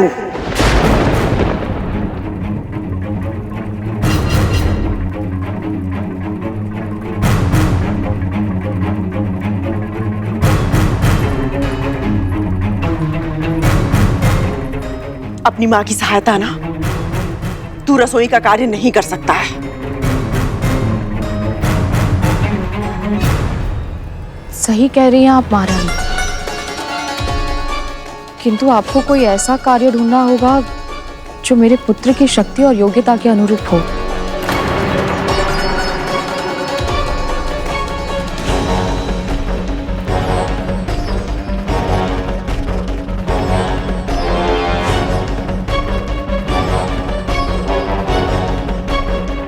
मुझे पूजा करनी है।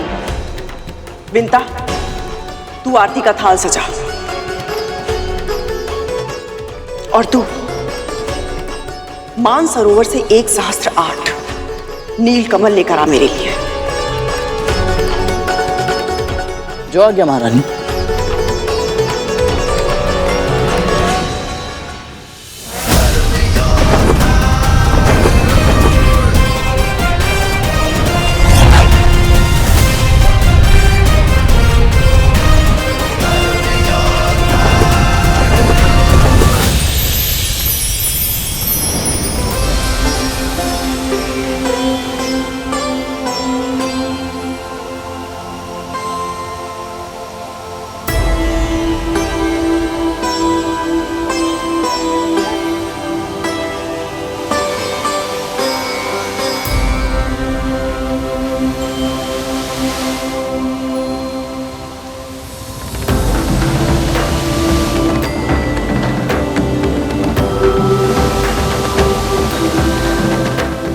हे सरोवर श्रेष्ठ, मेरा प्रणाम स्वीकार करें।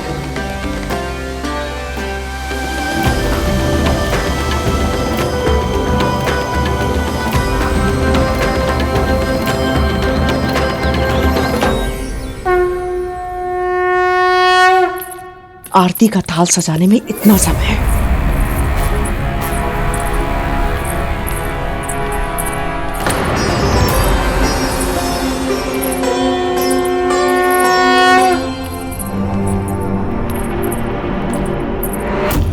इतनी शीघ्र मानसरोवर से वापस कैसे लौट आया?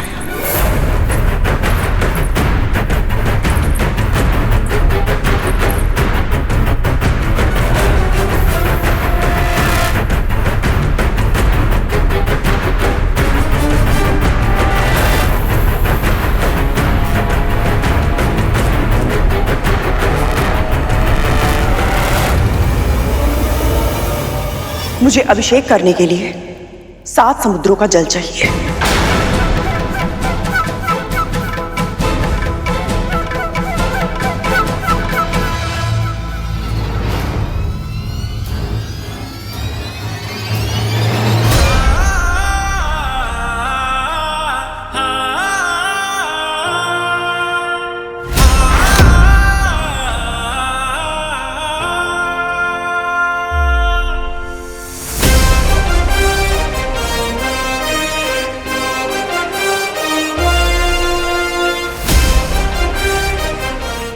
ये 7 समुद्रों का जल। जी महारानी, आप कहती हैं ना कि मेरी माँ आपकी सर्वाधिक प्रिय दासी है। आपके आदेश देने से पहले ही वो समझ जाती है कि आपको क्या चाहिए। मैं भी उन्हीं माँ का पुत्र हूँ। जब आपने नीलकमल की इच्छा व्यक्त की तो मैं समझ गया कि आपका अगला आदेश क्या होगा।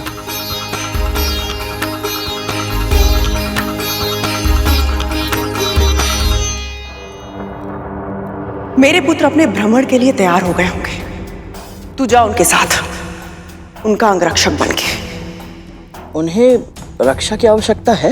नहीं, पर मेरे पुत्र वंचित क्यों रहे? सभी शक्तिशाली व्यक्तियों के साथ में उनके अंगरक्षक रहते हैं। शक्तिशाली है तो अंगरक्षक की क्या आवश्यकता है? कैसी विडंबना है।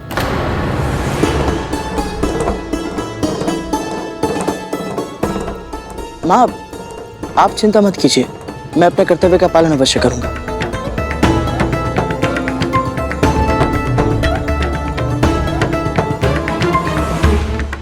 आज्ञा दीजिए।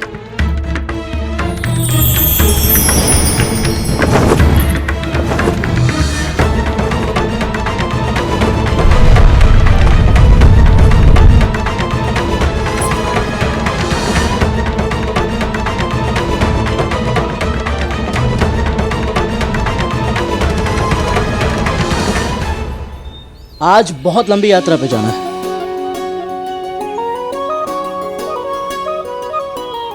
आइए, रथ तैयार है। चलिए चलिए।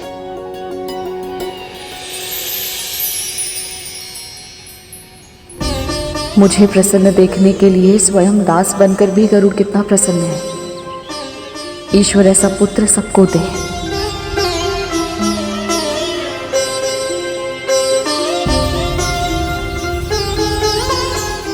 रक्षक भैया, कालिया भैया, आइए आप दोनों भी बैठिए। जब सेवक इतना बलशाली हो तो घोड़ों की क्या आवश्यकता है? आज ये रथ तू चलाएगा गरुड़।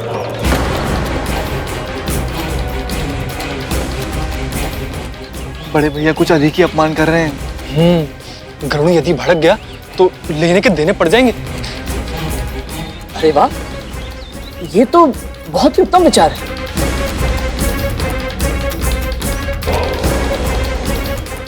आइए बैठिए।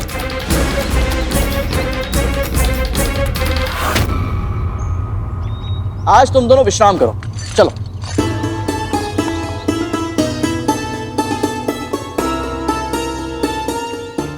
आइए भैया।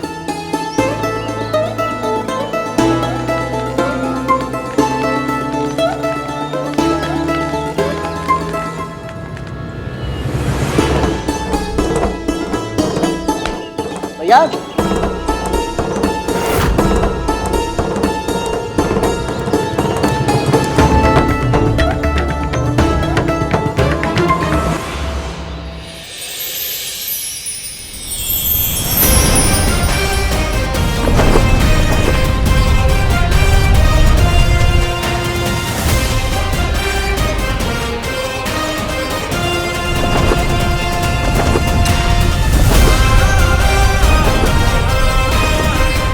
अरे संभाल के, ये तो वायु के वेग से तेज चल रहा है। हाँ सरकोटा।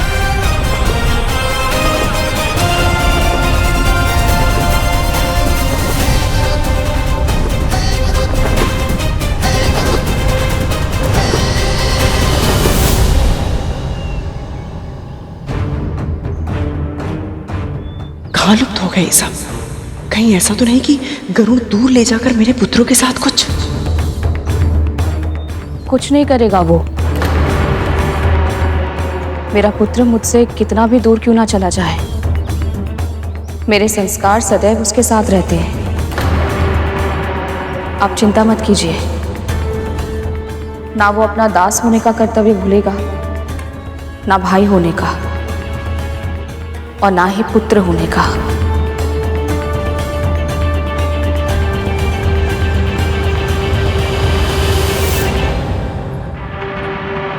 दास बनने के बाद भी गरुड़ इतना सहज कैसे है?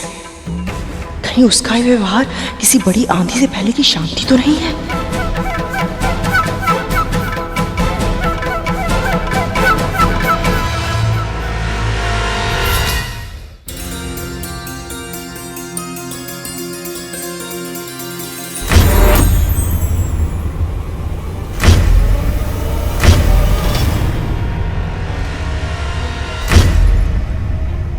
ये क्या हो रहा है?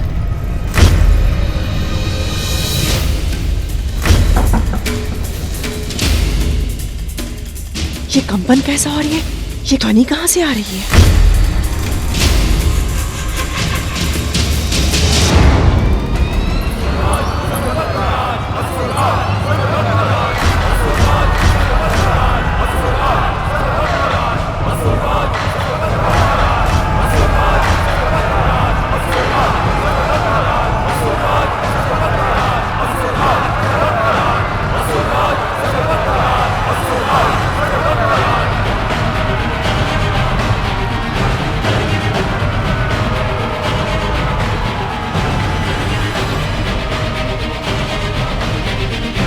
माताएं, एक नहीं दो दो विमाताएं। कहाँ है वो दुस्साहसे पक्षी? महाराज बलि ने उसका शीश काट कर लाने का आदेश दिया है।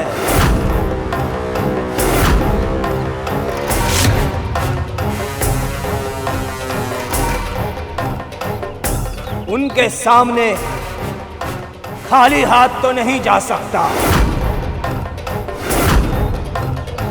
कहाँ छिपा है वो गरुड़?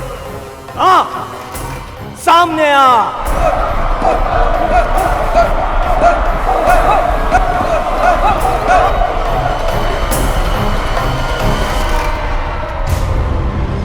उस दिन विमाता अदिति के सामने तो कर्तव्य ध्वज ऐसे लहरा रहा था जैसे वही एकमात्र धर्म योद्धा हो। अब कहाँ गया वो साहस? अब क्यों कायरो की भांति महल में छिपकर बैठा है? कहाँ छिपा है कायरो की तरह? आ मेरे समक्ष, तेरी मृत्यु तेरे सामने खड़ी है।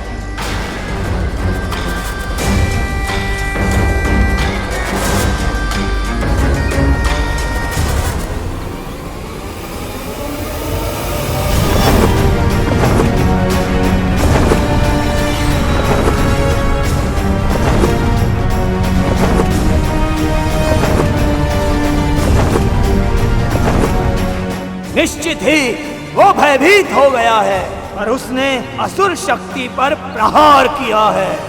उस अपराधी को मेरे समक्ष न लाकर, उसे शरण देकर तुम दोनों भी अपराधी बन गई हो। मैं तुम्हें अंतिम चेतावनी देता हूं, यदि इसी क्षण गरुड़ को मुझे नहीं सौंपा तो मैं तुम्हें भी नहीं छोड़ूंगा।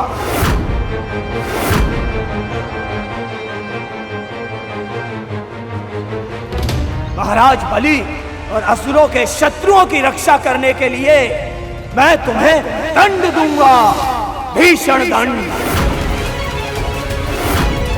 मेरे पुत्र यहाँ होते तो इन असुरों का इतना साहस नहीं होता, पर उनकी अनुपस्थिति में कौन करेगा मेरी रक्षा? बस बहुत हो चुका।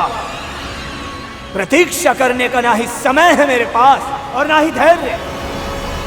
अब उस गरुड़ को उसके घोंसले से बाहर निकालने के लिए मैं स्वयं ही इस महल में प्रवेश करूंगा।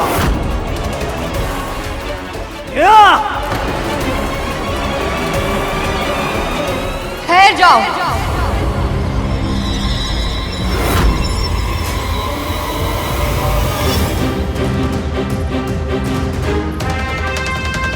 महारानी की आज्ञा के बिना महल के भीतर जाना तो दूर, तुम एक पग भी आगे नहीं रख सकते। यदि बल से प्रवेश करने का प्रयास किया तो पहले तुम्हें मुझे पराजित करना होगा।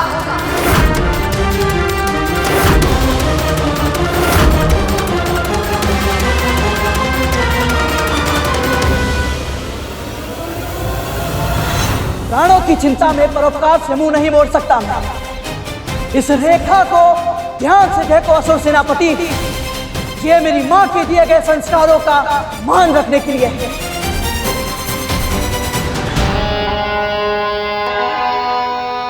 निश्चित ही तू गरुड़ की मां है, वो तेरा ही पुत्र हो सकता है। दोनों मां पुत्र बिल्कुल एक जैसे हो। अपने प्राणों को संकट में डालने से पहले एक बार भी विचार नहीं करते। अद्भुत! यदि अपनी और अपनी महारानी के प्राणों की रक्षा चाहती हो तो बताओ कहां है वो गरुड़?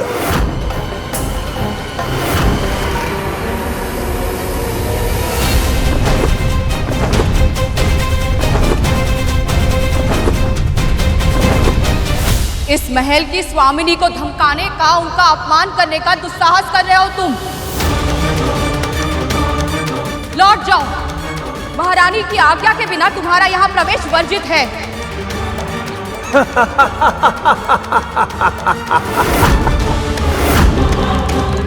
तू और तेरा पुत्र दोनों मानसिक रूप से अक्षम है क्या? गरुड़ हमसे केवल एक बार युद्ध में जीता है, और वो भी भूल से, किंतु अब नहीं बचेगा। मुझे लगता है तेरी मति भी भ्रष्ट हो गई है जब मुझे रोकने की धमकी दे रही है। मुझे, राहु को एक बार चारों ओर दृष्टि घुमाकर देख, कितनी विशाल सेना है मेरे साथ।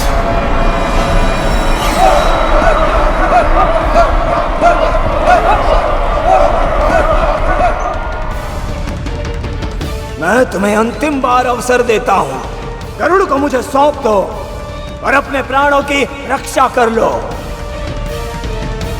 अन्यथा मैं तुम्हें दंड दूंगा, प्राण दंड।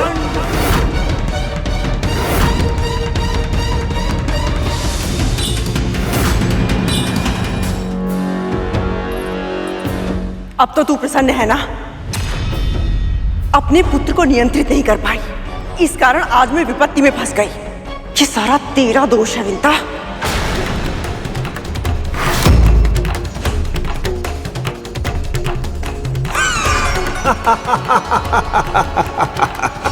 अद्भुत विमाता, अद्भुत।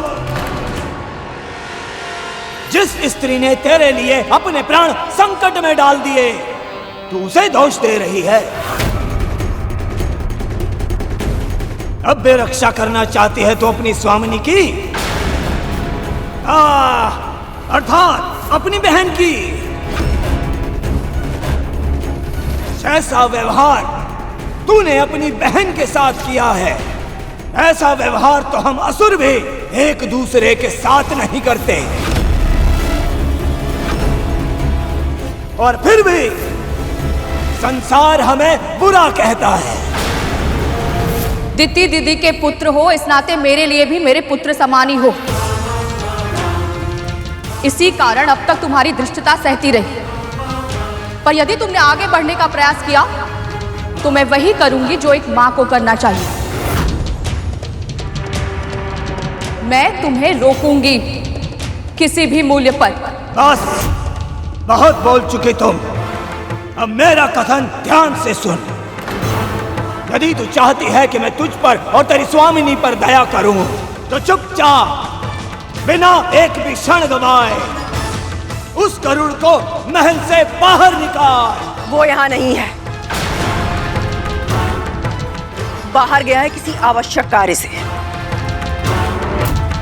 अच्छा, तो वो बाहर गया है, तो तू बता कहां गया है वो तेरा पुत्र? हमें ज्ञात नहीं है। अच्छा, तो तुझे नहीं पता कहां गया है वो? मैं सत्य कह रही हूं। तेरे सत्य का प्रमाण तो समय देगा,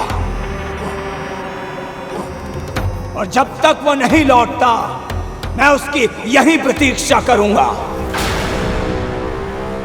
गरुड़ के साथ पिछली मुठभेड़ में मुझे ऐसा रहस्य ज्ञात हो गया था जिसके कारण उसके प्राण मेरी मुट्ठी में है।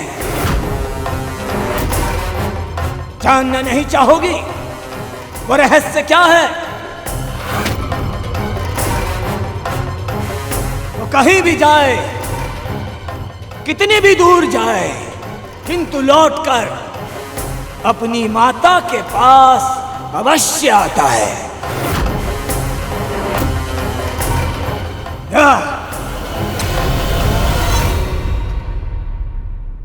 सही कहा तुमने। मेरा पुत्र अवश्य ही मेरे पास लौट कर आएगा, पर उससे पहले तुम सबको यहां से लौट जाना चाहिए। यदि उसने तुम्हें मेरे और महारानी के साथ ऐसा दुर्व्यवहार करते हुए देख लिया तो मैं भी उसके क्रोध से तुम्हें बचा नहीं पाऊंगा।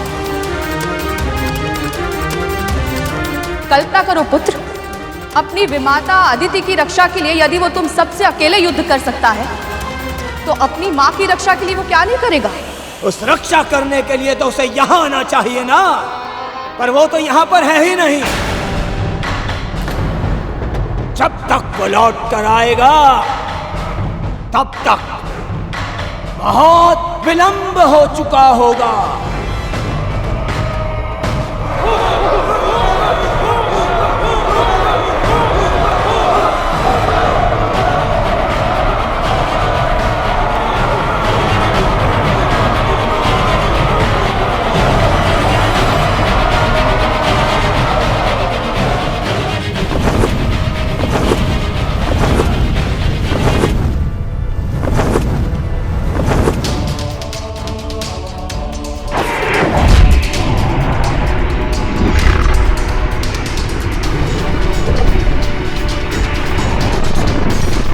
विष्णवे नमः। ओम विष्णवे नमः। ओम विष्णवे नमः। ओम विष्णवे नमः। ओम विष्णवे नमः। ओम विष्णवे नमः। ओम विष्णवे नमः। ओम विष्णवे नमः। ओम विष्णवे नमः। ओम विष्णवे नमः। ओम विष्णवे नमः। ओम विष्णवे नमः। ओम विष्णवे नमः। ओम विष्णवे नमः।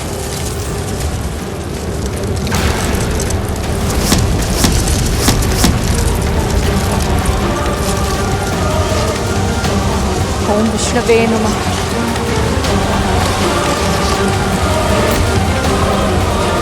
ओम विष्णवे नमः।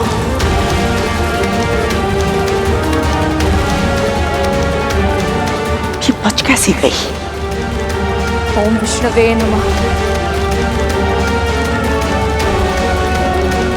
ओम विष्णवे नमः।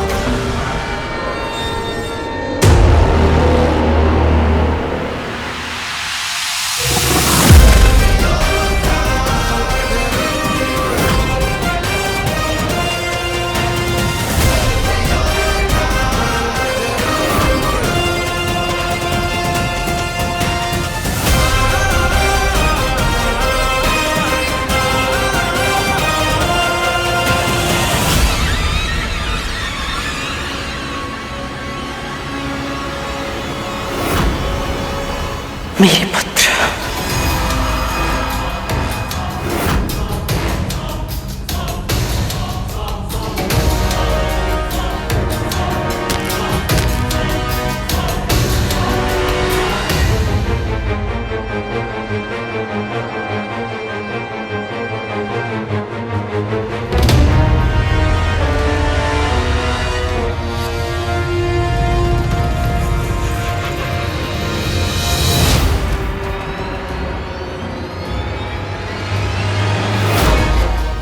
नाग एक साथ।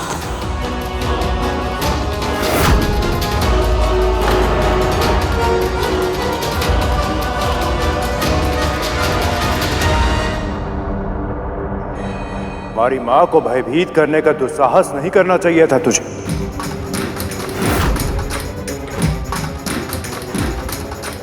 युद्ध का पहला नियम महिलाओं और बच्चों पर आक्रमण नहीं करना, और तूने वही नियम तोड़ दिया राहु।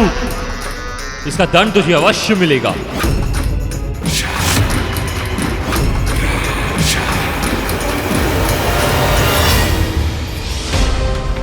भले ये नाग कितने भी निष्ठुर हो, अपनी मां के लिए निष्ठावान और युद्ध के नियम के प्रति सम्मान भी रखते हैं।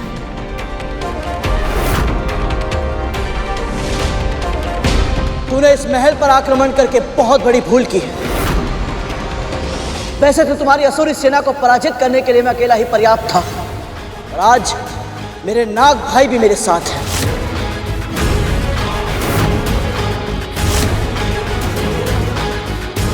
अब तू अपने प्राणों की रक्षा कैसे करेगा राहु?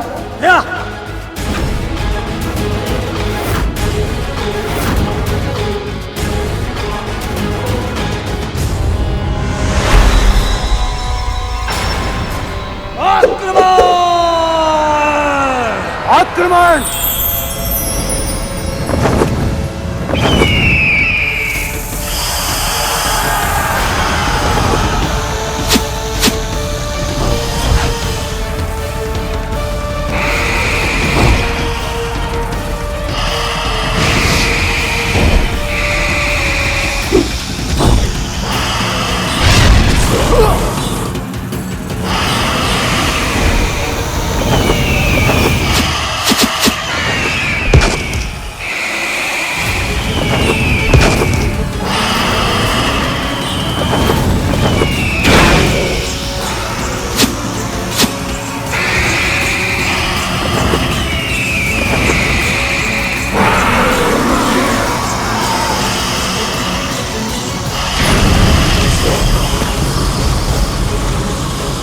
मेरे दोनों पुत्र इतने शक्तिशाली हैं कि इनके विष का भय इन असुरों को एक पग भी आगे नहीं बढ़ने दे रहा है।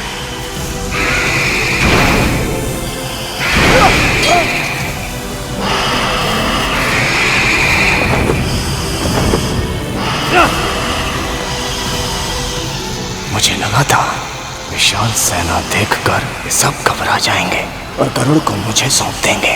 पर ये सब तो एक साथ मिलकर युद्ध कर रहे हैं।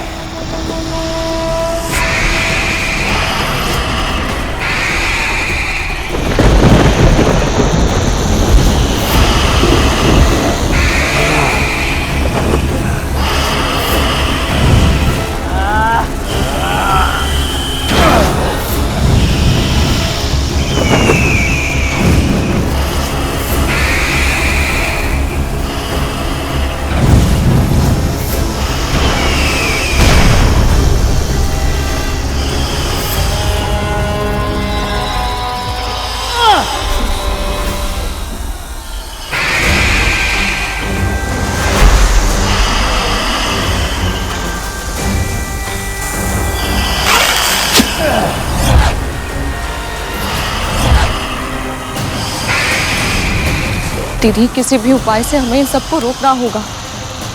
भाइयों का ऐसे एक दूसरे के रक्त का प्यासा हो जाना उचित नहीं है। किसी की भी मृत्यु हो सकती है। यदि ऐसा हुआ तो इसका दोषी तेरा पुत्र होगा।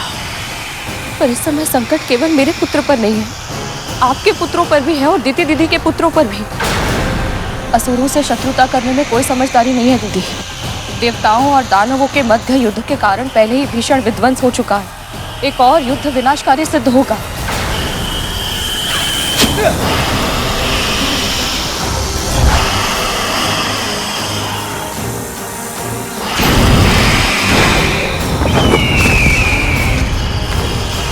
प्रश्न केवल मेरे पुत्र का नहीं है दीदी, आपके पुत्रों के प्राण भी संकट में हैं।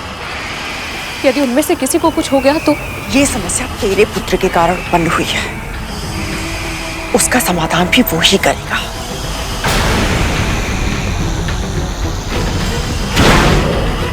दीदी, क्या कर रही हैं आप?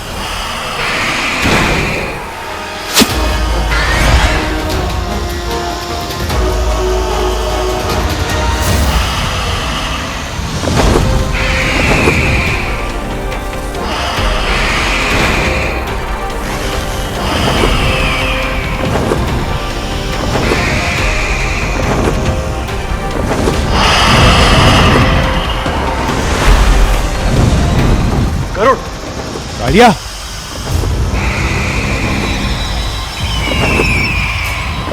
गरुड़ दास है हमारा। हम सबकी रक्षा करना इसका धर्म है, पर इसकी रक्षा करना हमारे लिए आवश्यक नहीं।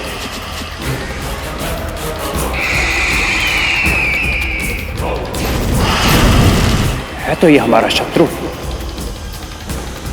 यदि एक शत्रु दूसरे शत्रु को समाप्त कर देता है तो उससे उत्तम हमारे लिए और क्या होगा? वाह तक्षक भैया, क्या कूटनीति है आपकी।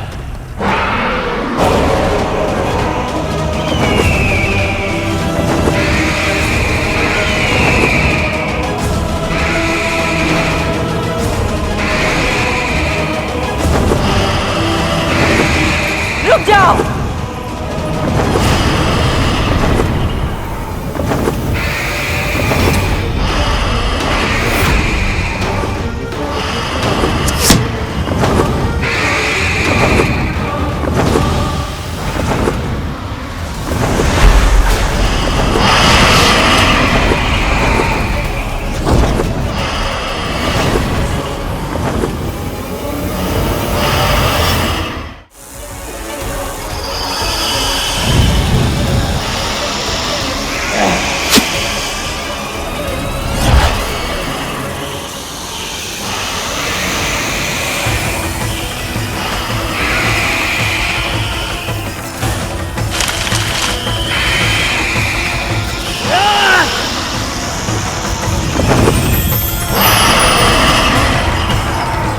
रानी, आप यहाँ क्या कर रही हैं? आप महल के भीतर जाइए, वहाँ आप सुरक्षित हैं। युद्ध करना बंद कर और मेरे संग चल।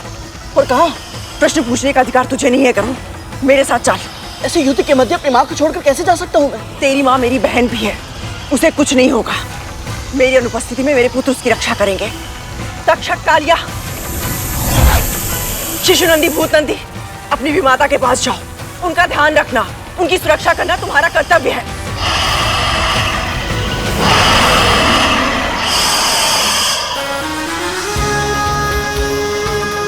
मेरी आज्ञा ना मानकर तू मेरी नहीं, अपनी माँ के संस्कारों की भी अवहेलना करेगा। भूल मत, मन से, वचन से, कर्म से भी तूने मेरे आदेशों का पालन करने का वचन दिया है मुझे।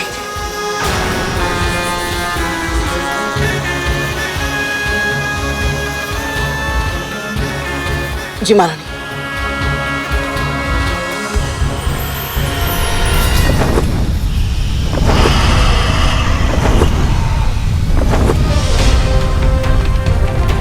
ये कहाँ गया?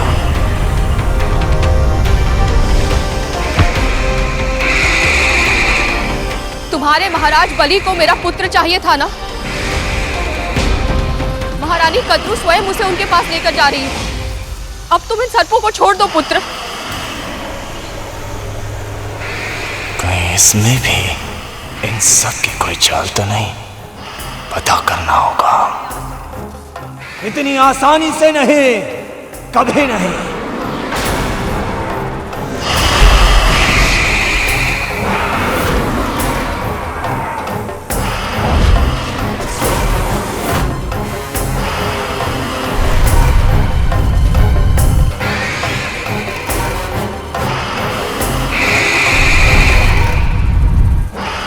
हे परम प्रभु विष्णु, मेरे पुत्र की रक्षा कीजिए।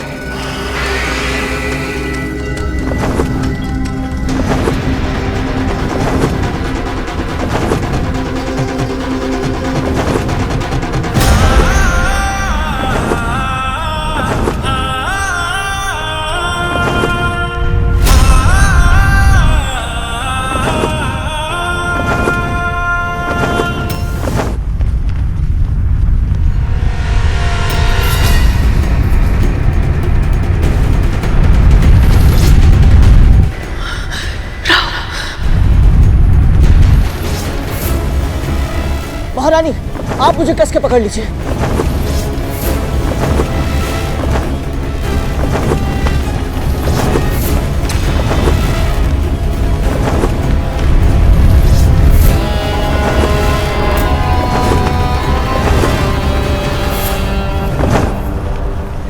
गति बढ़ाकर मुझे चकमा देने का प्रयास कर रहा है, किंतु मैं भी राहु हूं। उससे पीछा छुड़ाना असंभव है।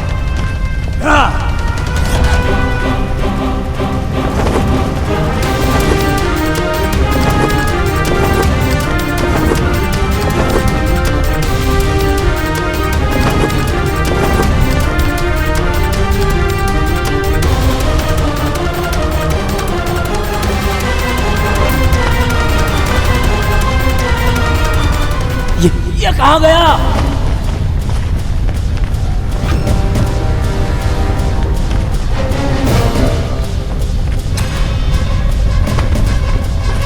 अभी तो इधर था, उधर कैसे चला गया? ये हुई ना बात।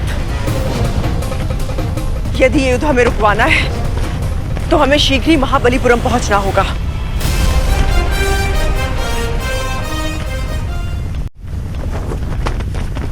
सूर्य के समान गति है मेरी, फिर भी ये पक्षी आगे निकल गया। उससे भी अधिक वेग से कैसे उड़ सकता है ये?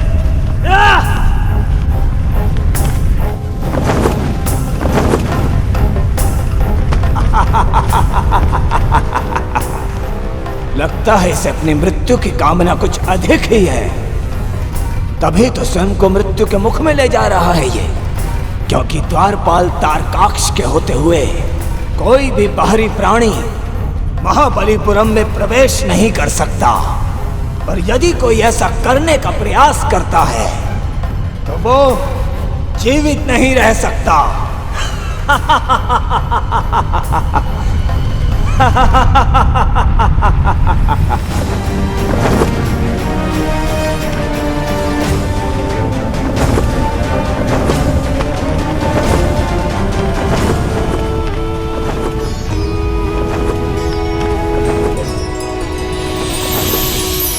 इस नगर के सौंदर्य से अपने लक्ष्य को मत भटका। सीधे चल राजमहल की ओर।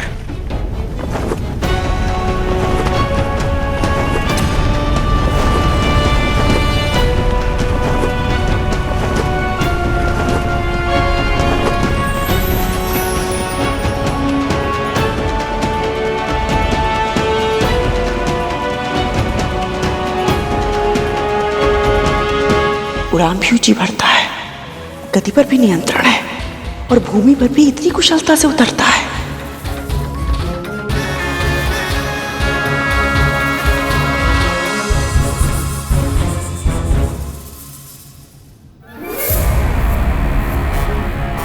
इतने बड़े महाराज के महल में कोई सैनिक ना हो, ये तो असंभव है।